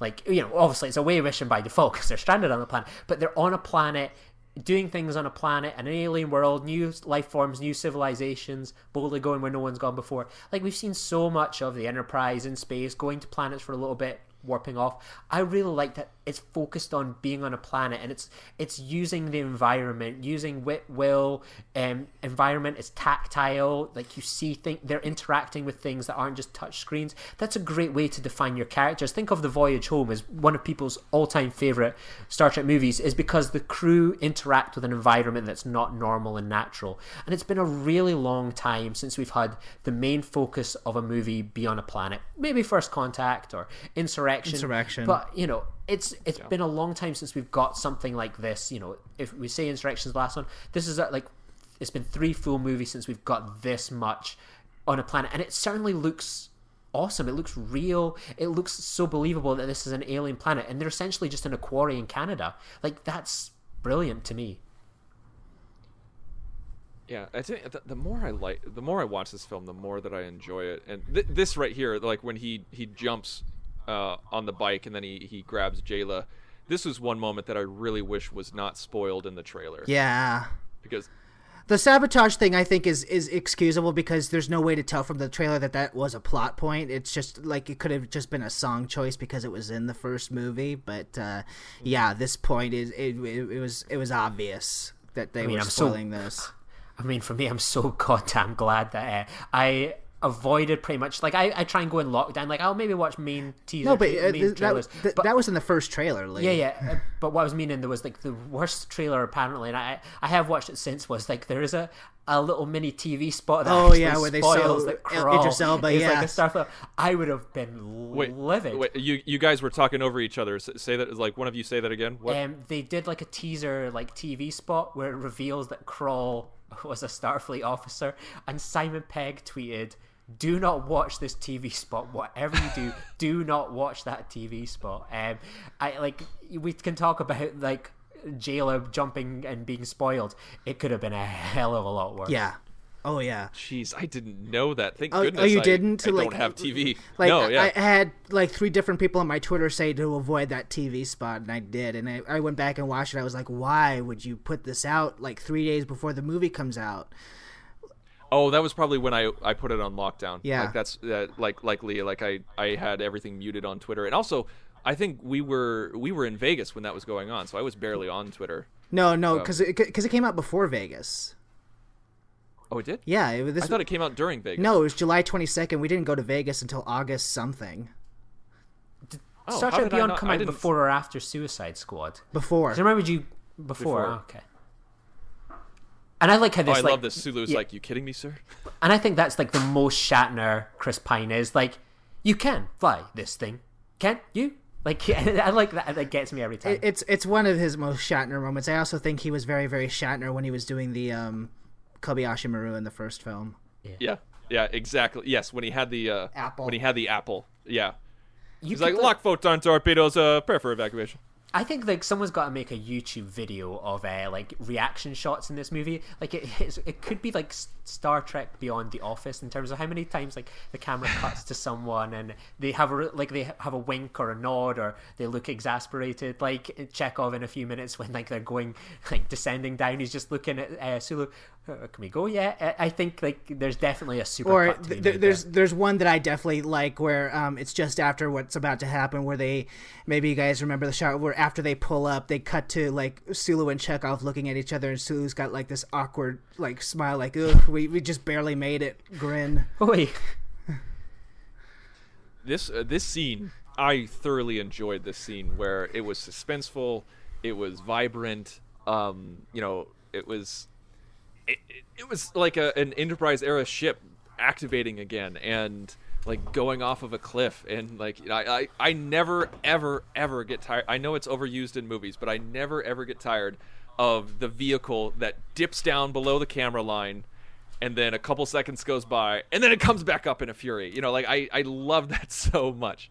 And again, it's like it's kind of sticks in with the style of this movie is like they don't use technobabble to escape it. They're like, let's jumpstart it. Okay, off we go. It's brilliant. Yes. There's one thing I'm glad that they kept from Into Darkness that I thought made sense. It's the seat belts. Yes. Yeah, because you would need it in this type of maneuver. Like you would absolutely, like you wouldn't be able to do this in the Enterprise D saucer or basically any other Starfleet ship if you didn't have seatbelts. Everyone would be hiding behind like Worf's little security panel, just like holding on to that, and everyone will just be tied into that. And it never gets old. This always makes me think of GoldenEye. Cuts through the trees. Oh yeah. Yeah. You're right. And then Tina Turner kicks in, and the alien ships start blowing up. That has to be like the best one, right? Because that engine just roars when it comes back. See this reaction shot right here. Yeah, it gets me every time. Oi. And like that's something that's been so often missed in Star Trek is like that genuine human reaction to things. Like so many times people are just they're so confident in their own beliefs, and like it's nice to see people being human and relatable. Or even a and nice this little moment. shot of Jayla here yes, as well. this nice moment of just like her like unbelievable relief. She's And like finally off escaping the planet and like I think it's wonderful. Also, one thing that I really like is that they're not scared to move the camera far away from the ship. We never really got that too terribly much in Star Trek, especially Star Trek movies, where the ship was always prominently in view. Like it was always a medium shot or a close-up. That's it. Medium shot or close-up. Never far away, never a landscape shot. And I just really appreciated that here. And then we've returned now back to Nerd Party HQ. This is what it looks like behind the scenes when we're producing episodes. Yeah, you guys may not know this, but yeah, it's exact duplication. So, did you guys see the How It Should Have Ended segment of Star Trek Beyond? Oh, I don't think I have actually. No. I'm a bit behind on that one. I've seen the honest trailer. I think. Yeah, the honest trailer is fun, and How It Should Have Ended is really great because they definitely showcase some what's the term I'm looking for? Not contradictions, but some plot holes with just fundamentally how technology works with the Yorktown. They'd be like, oh yeah, we could totally just lock off that department with this button. Can you even imagine how dangerous that would be if it was so free to get in there? Yeah. Yeah, I'll definitely check that out. See, another Enterprise reference, phase cannons. Phase cannons, yeah. And I like how we've got Polarize the whole. Yeah, and we've got like Sulu, like the addition of his partner on the shit on Yorktown base really adds believability to like, oh, like there's something at stake here for one of the characters. It's not just faceless people on Yorktown base that we do not know. Like it's just a little character work that moment there when the attack's begun on Yorktown base. Nothing needs to be said. He just looks down. He looks concerned. We know that's good writing. It's sometimes less is more. And that, by the way, that is fantastic filmmaking. Absolutely, I love that you pointed out, because if we didn't have that shot of his spouse and his child, then we wouldn't have cared as much. But then it added that emotional aspect to it. It added that suspense, and the audience is now invested. Right. And no lines were given. The stakes are not and a little personal. bit for Simon Pegg fans there. Skip to the end is something that's from space. That a nice little wink and a nod there. One of those moments that it's not just full of Enterprise references. It ties into some of the Simon Pegg back catalogue. This got such a laugh in the theater when they drag McCoy into this. Yeah. So good. He's just permanently raging sometimes. I just love it. See, this is irascible McCoy again, but this was perfect. I just like that, call a plumber. It's just so good.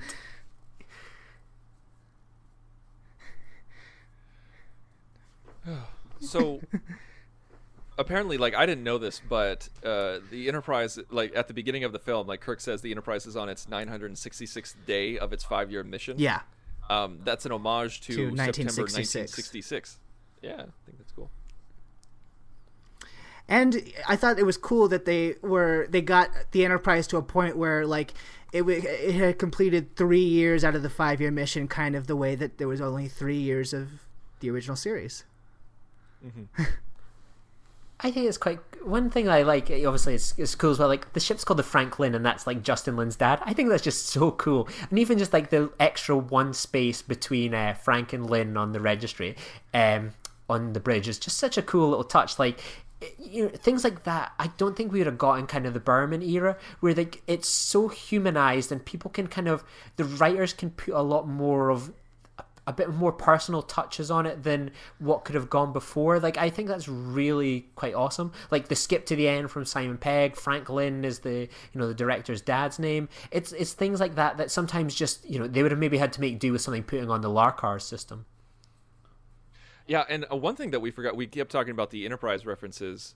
There's a Voyager reference, and I completely forgot about, with Commodore Paris. Yep. And how it was confirmed in universe that it's like his great aunt or something like that. Did they actually confirm it? Yeah, they did. Oh, like, somebody cool. online, somebody in the know confirmed that it was his great aunt. Cool, that's awesome. Or some relation like that. I might be getting that wrong, I mean, but I know that they confirmed it. I mean, I caught the Paris reference, but like I didn't know if they were actually like it was just a cute wink and a nod, or if they actually intended it to be some kind of ancestor, and that's cool. Yeah. All right, so here we come. We're getting to it. We're getting to the get to the music. And again, via Jeff. But this got the times that I saw this with an audience on opening weekend, like this played so well to everybody. Yeah, like people were happy, people were laughing, and people were very into it. This, you know what? I take it back. I did kind of guess that Craw was something other than what he seemed, because of he says that my old friend and that thing, and I'm like, he can't be talking about Kirk because he just met Kirk the one time and he's not an old friend, and it's like he must be talking about the ship. He knows something about the ship. Yeah, absolutely. And one thing, like, it'd be a miss to mention, I love when Scotty's thinking, oh, I can do this, I can fix the ship and everything like that, and then he's just not doing it, and like Jill's like, I can do it, and then Hura's like, just let her do it, just goddamn do it. Just like, I like how that's a little touch that, it could have been so easy to just like go, oh, we'll get Jayla to do it, or we'll get Scotty to do it. Like, they make it a bit of an interesting character beat, a bit of fun. It's awesome. Yeah, the CGI work in this scene, with the just the feeling, the fun, the visuals, it just, everything is just so cool. I love Pine's reaction cool right scene. Here. Yeah, good choice. Just like, that's a good choice. Like, yeah, it's like, that's such a that nice so Star cool. Trek line of, let's make some noise.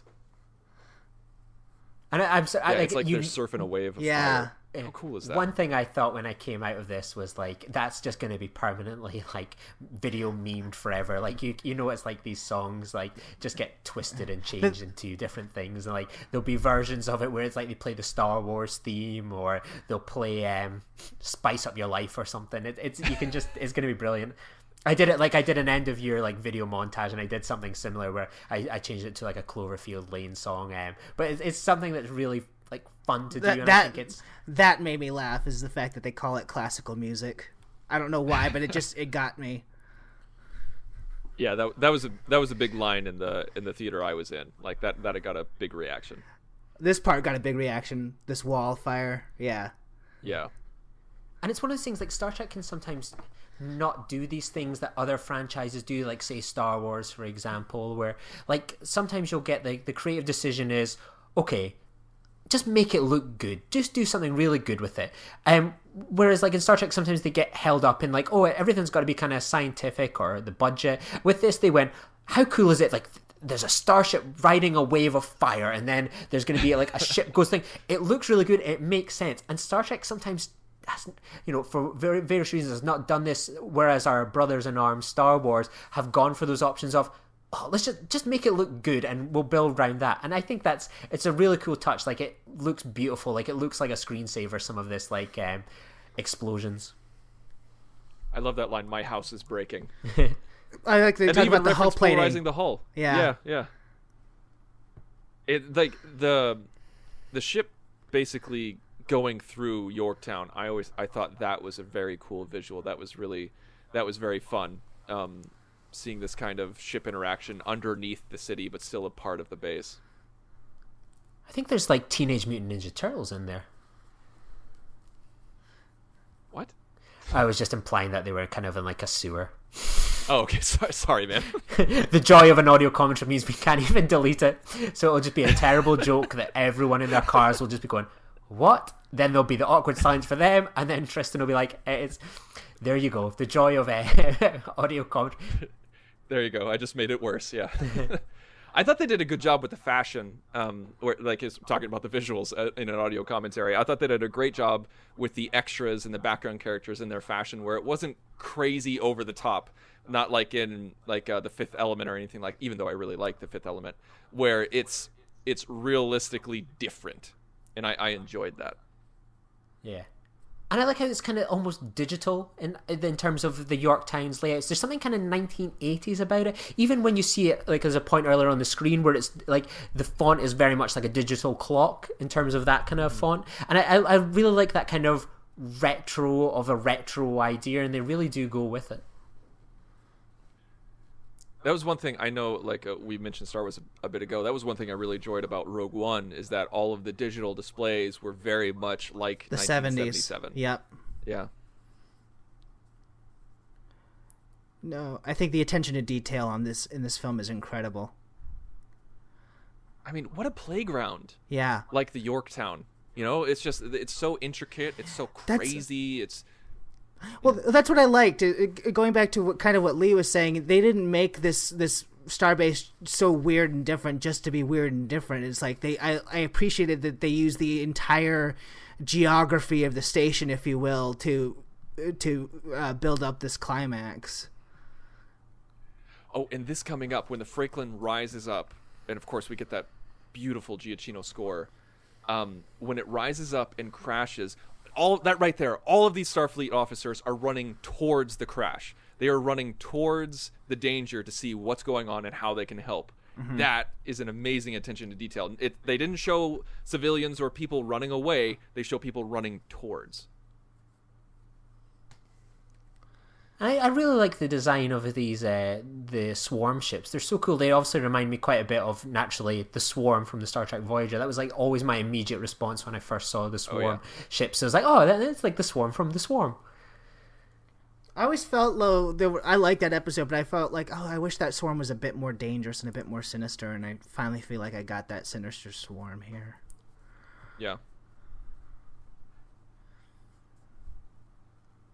I think that's a big difference between TV and... Right, I know it was a budget thing, but like the fact that they didn't even run into them again, I thought that was kind of it was too bad. Oh, we didn't talk about it because we were talking about something else. But like when we first see Krall suck out the energy from the crewmen who are hanging upside down, that was kind of dark, right? Oh yeah, because they, especially what it leaves behind, they're all like husks of people. It's creepy. Like that was a very creepy scene. Like when I saw that in the theater, I was like, "Oh, this is kind of we don't normally see this in Star Trek." And I think this is another good moment of writing as well, where it doesn't need to be explained that Uhura is able to kind of tell this is Edison because like she's a good translator. They just go, "You guys are smart. You know this is her job." And she just naturally picks up. She's got not that just magic that, ear for it. well, she's been the one who's been listening to him talk and monologue this whole film, so of course it should be her that figures Wait a it second, out. is that a London accent I hear? Welcome to the final frontier. Is that your London accent? That's my Idris Elba accent. Welcome to the final frontier. I was watching The Office the other day, and he has a few episodes on The Office, and it's just so funny because he has a cutaway where he says he's like, "I'm aware of my effect on women." Like that was his cutaway. I think every woman's response to my my picture when I got one with Idris Elba was like, "Oh my god, I'm so jealous," or "My mom's so jealous of that." Everyone loves Idris Elba. I think everybody's mom would be jealous of that. And it's just like how like it all ties in everything like at the beginning, because I was thinking like, oh, how convenient that this ship is just on this planet. How convenient. And then it just like all ties in, and it's just like, you know, it's paid off. Everything's there for a purpose and like sinks into others. I love we get the Mako reference. Mm-hmm. And I really like that when he started coming back to humanity, like when he started to look more and more human, that they didn't make him look perfect. That would be too perfect. It would be like he's still kind of screwed up, you know, like he's still like, you know, like he's been screwing with his DNA and his body for so long that he would look messed up. He wouldn't look quite right. And I really appreciate that attention to detail. Right. I also kind of thought it was cool, like in universe, not a big thing in this film, but, you know, just fun little fact is that apparently, you know, I always kind of wondered because the Makos were in Enterprise, but they were never in anything else as far as we were concerned in the future timeline. So it's just nice finding out, oh yeah, when they became the Federation, they just were absorbed into Starfleet. Yeah, and it makes sense. I like that. Yeah. And it kind of puts to bed this idea that Starfleet's like a kind of military organization. Like they literally just been the military organization for better or worse. Like, you know, I think there could be a reason to keep them around, but yeah, there's always that conversation back and forth of is it military, is it not, and like even like I like that they even put that in universe, like with Marcus. Dr. Marcus, Kirk's son, he says he's like, I don't like working with the military, you know, and he refers to Starfleet as the military. Right. And then like obviously it's kind of referred to in 09. It's like a peacekeeping armada, which I buy into, and I'll kind of link in with that. Like I think it's a kind of an amalgamation of so many military organizations and peacekeeping it is, but things. Like I mean, I never. They even say it in this film. Scotty says we're not a military organization, and I, you know, of all the things that Simon Pegg has put in this film, that's the one thing I disagree with. Only because, you know, we're talking about rank. They have like a command hierarchy, and Starfleet's the one that goes to war if the Federation goes to war. So I mean, that's the thing is like they keep saying like, yeah, we're not a military organization, but then in parentheses it's like unless we have to be. And I think it's so cool here, like when they go, like they really embrace the idea of like kind of floating around with all the gravity wells and everything like that. I think it's really cool. What could have been just a boring fight, aka Star Trek Into Darkness, where like I've said on the podcast I'm a fan of Into Darkness kind of flaws and all, but like it's a kind of the film falls apart there when it turns into a punch 'em up. Yeah. This film kind of follows that same trajectory where we're now on a planet essentially, and like our characters are going to have a dust up, but like they do this in a scientific way as opposed to they're going to have a fight on a space bin. I like that. I love this. Like he's trying, like Kirk is trying to connect with him, Starfleet captain to Starfleet captain. Yeah, the moviegoer in me is just like, shoot him again, just shoot him. And I think, like I said at the time, like I think the kind of the discussion here is something there. Like this is this is probably the best blockbuster movie of the entire year 2017. For better or worse, it's not been the greatest of year in that respect, but I think this one is stood head and shoulders above because it's so wonderfully human. And like this argument here, like about kind of the politics is so relevant, and it was kind of the right time in the UK and the right time in America, where like a lot of people were having these discussions, these arguments about go back to the old ways, that people nowadays don't understand the true meanings of this and that. And I think like that's Star Trek at its best. That's, you know, you can watch this movie the first time, you think, okay, blah blah blah, it's an action movie, blah, but like there's a lovely political message and social message under here, and that's true Star Trek. And it's been a while since I've watched a Star Trek movie, and I thought that makes a really good point about society today. It's been a long time. Mm-hmm. That's why I thought this was the not as. Go ahead, Tristan. Sorry. I was just about to say, I was like, it's not as overt as Undiscovered Country, but it's in that same vein. Yeah. That conversation, and I really appreciate that, because like when we saw a little bit of that conversation in a trailer, that was one of those things that got me on board about Lynn and Peg in the movie again, where it's just like, yeah, that's the conversation, that's the importance. That's the argument. It's about humanity and changing and peace and all that. And it's not so much like, you know, instead of like them just they maybe trade a few blows, but they're pretty much talking about they're fighting, you know, personal philosophies and all that sort of stuff here. That, you know, this line here, you won the war, like that they're living in peacetime because of these people that did so many amazing things.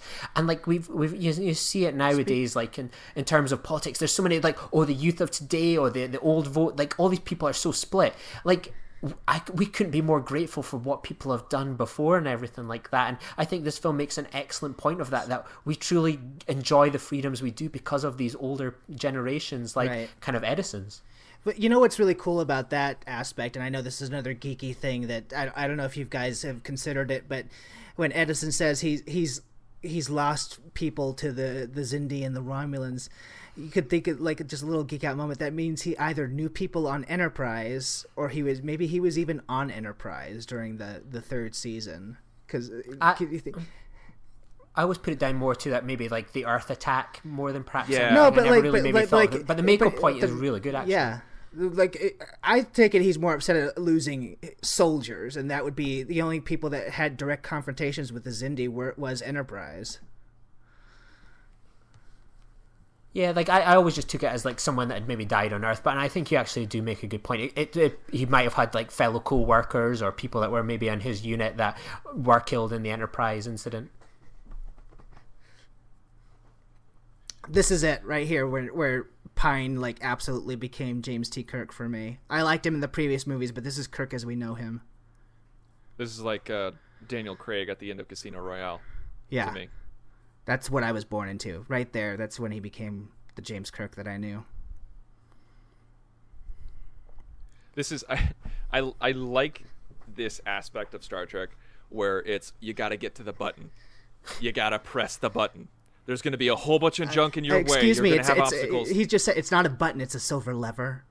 Oh, excuse me. You got to pull the lever. Yeah.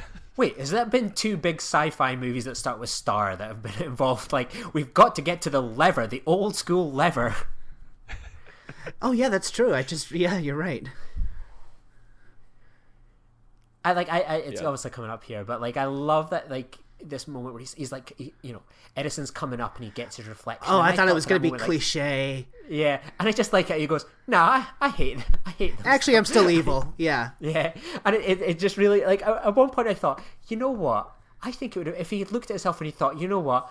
Remembering those Starfleet ideals, nah, I'm still just a bit of an ass. I want to kill people. And fair play for going all in. That had to be a Peg thing, because I'm sure someone like Peg knows that, oh, it's such a cliche, they catch the glimpse of him and it turns them good, and it's like, no, I'm just using this glass shard to try to stab him. Yeah. It's just great. It just plays with those expectations so well. Yeah, it's like, oh, that one should be big enough, yeah. Like, I still don't kind of get the science of this weapon as such, but we don't need to. It's a MacGuffin. Yeah. Exactly. It's true. But I feel you, Lee. I'm kind of the same. I'm just like, okay, it just does bad things. That's all all we know. You know what though? Like for me, it was another case of like red matter. I don't need a 15-minute long explanation of what red matter is scientifically. I just know that it can suck things into black holes. That's all I need. And I'm always kind of glad that Star Trek's never properly embraced. There's like a bit more kind of recently where there's obviously been like the odd kind of comic book that's kind of lined in with what's gone on. But I kind of like how like there's so many things in Star Trek. Like I can imagine if this was Star Wars, there would have been like episode tie-ins and like comic books all built into what that weapon was and the history of it. With like us, we can just like imagine it, and I think that's something for better or worse about Star Trek is you can fill in these gaps yourself. What's gone on in the previous 5-year mission, what's gone on with this weapon, and like it's not got a set answer. We can make our own answers. He's frozen in space. I just like and I like how he dissolves. Yeah, and the emblem's the only thing that's left. Yeah, they never shy away from the Delta Shield in these movies. They friggin' love their Delta Shield. Hey, we love the Delta Shield. I know. Who names their kid Balthazar?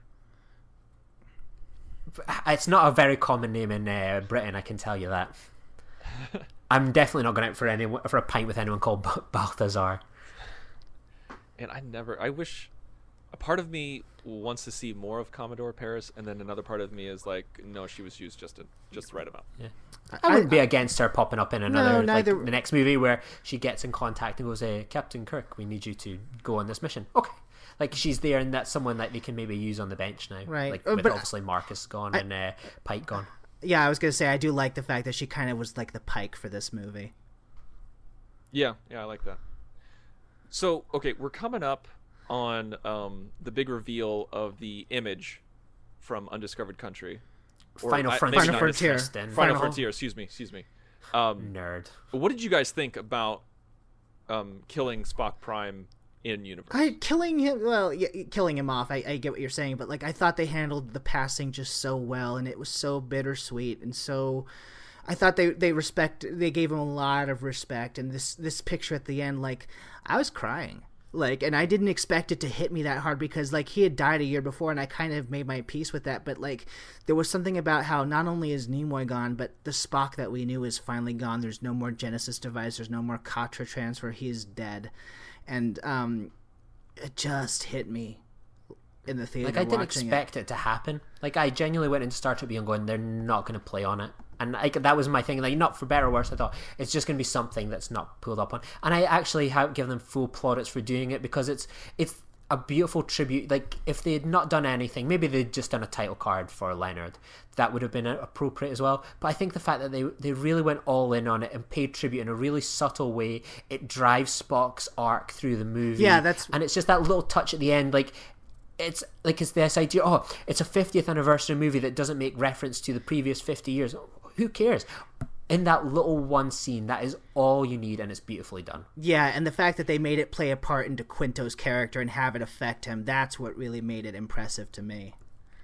And that was the way to do it. Like, I was thoroughly impressed. Like, I think they absolutely didn't have to. I don't think any of us really would have faulted them if they didn't reference it. But at the same time, if they were going to, they did it in such a specific way because that is a very unique situation that only sci-fi can tell us is, oh, your future alternate self, became a father figure to you and then passed away. How do you grieve for that? Like, how do you process that? And I think Quinto did a great job. And like in that moment there, with like this to absent friends, and like it's definitely it cuts to they still had like a month before the song came out, and it kind of focuses just that brief little bit there on Yelchin. And I've never ever noticed it until this time here, but when Kirk comes into the room and like they all raise their glass to him, Yelchin gets up on his tiptoes to look taller to do it, and I've never noticed that before. That's just another little random moment that he does. By the way, did you guys know in this end scene that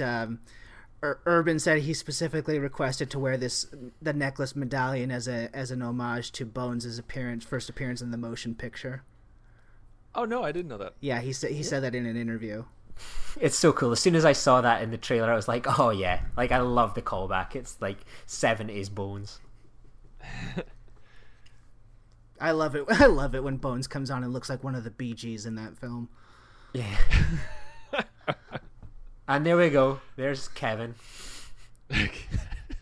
The true meaning of Star Trek Beyond.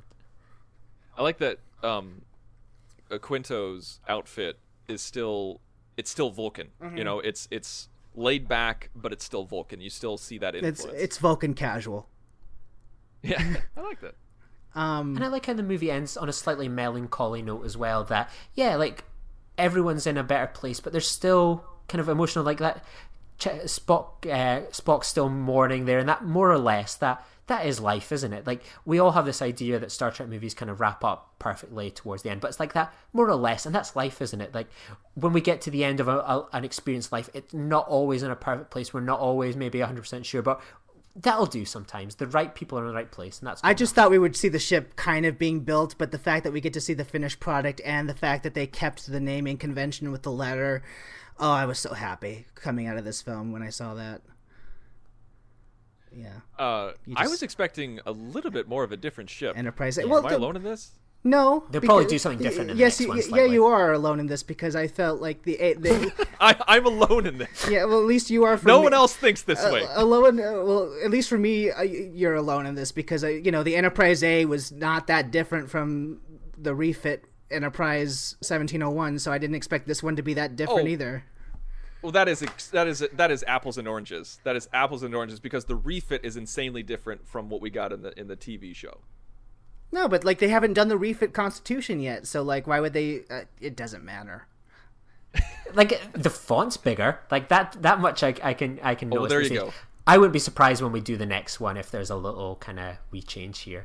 Like, one day I've got like a week and a half off. I'm determined I'm going to do this one day. I want to put, like, I always think of Star Trek in the opening credits of a movie right at the beginning. I really want to edit the prologue of these movies, then put these credits in after, and then like jump to the action. And one day I'm going to do that. I think it would kind of blend quite well. So that's like a personal project I've got in mind one day.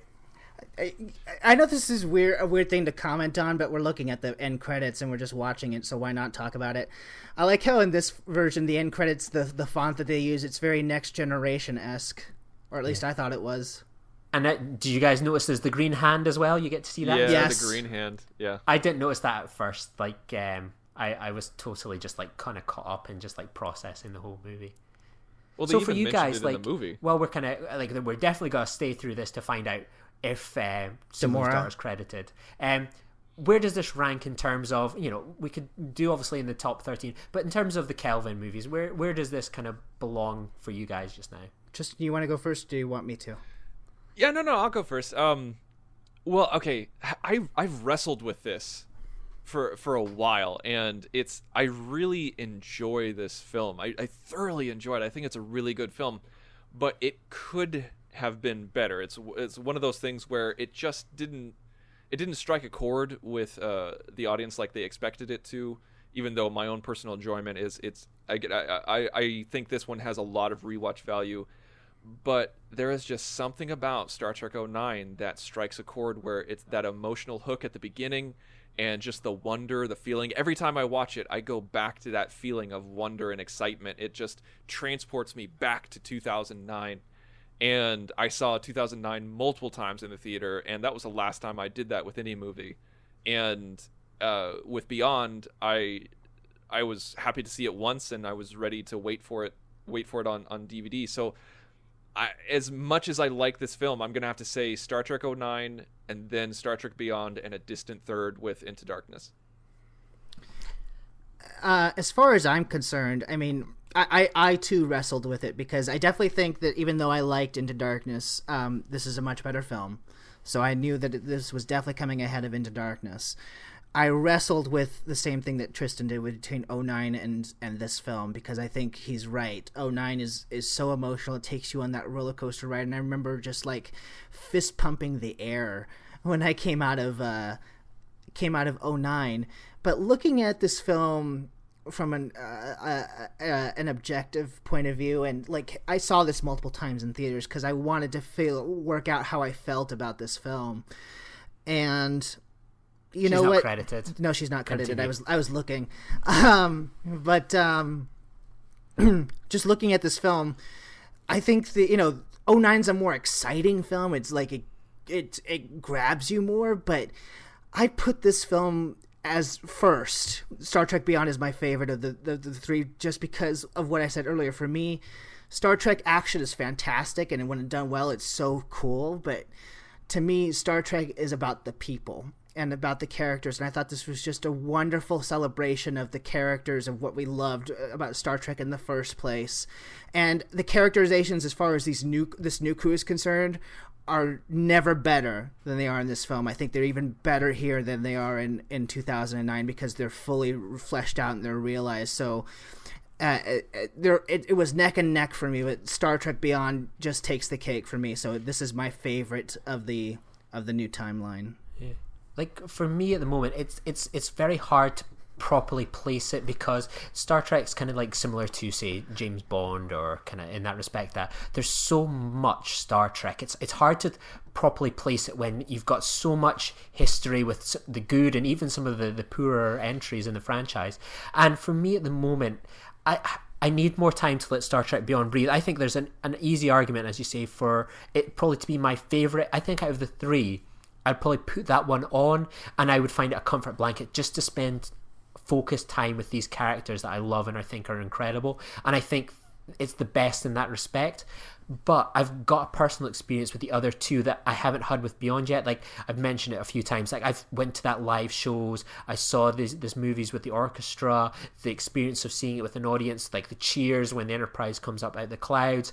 The experience of seeing the 09 that the score live for the opening prologue. Those are like amazing moments. And on a personal level, while Star Trek Beyond is a brilliant movie, it hasn't had that emotional impact that the other has, because I've not had that experience yet. So in terms of how I'd place it, I think, 09 is just such a thrill ride, and it had the more impossible job, and it's so hard to know where it truly will belong and how I would rate it for a good few years yet. I think it needs to breathe, have my experience with it, but I love this movie, and I think it's one I would probably watch first out of all the other three, because it does a great job of being around characters that I want to hang around with and experience the joy of. So I think in time I will have a proper answer where it belongs, but it's still brand new. It's still a new toy. I'm still getting used to it. I mean, but if we were to give this rankings out of 10, for me, this is a solid 9 to 9.5. I think my only sticking point is some of the characterization of Krall, but other than that, everything in this film worked for me. Yeah, like I give it a 4.5 out of 5. I saw it multiple times at the cinema, and in terms of my 2016 movies, like this is number 5 out of, like, I've seen like nearly 150 films, so this is like top 5 in terms of like how many times this is probably the 2016 film I watch the most for the rest of my life, and I've podcasted about this one a few times already, blah blah blah. Like, this is going to have like the biggest impact of them all. But in terms of 2016, it's 4.5. It's the 5th best movie out of like 150 odd movies for me personally, and I can't wait to have a relationship with this movie and see where it goes in the next few years.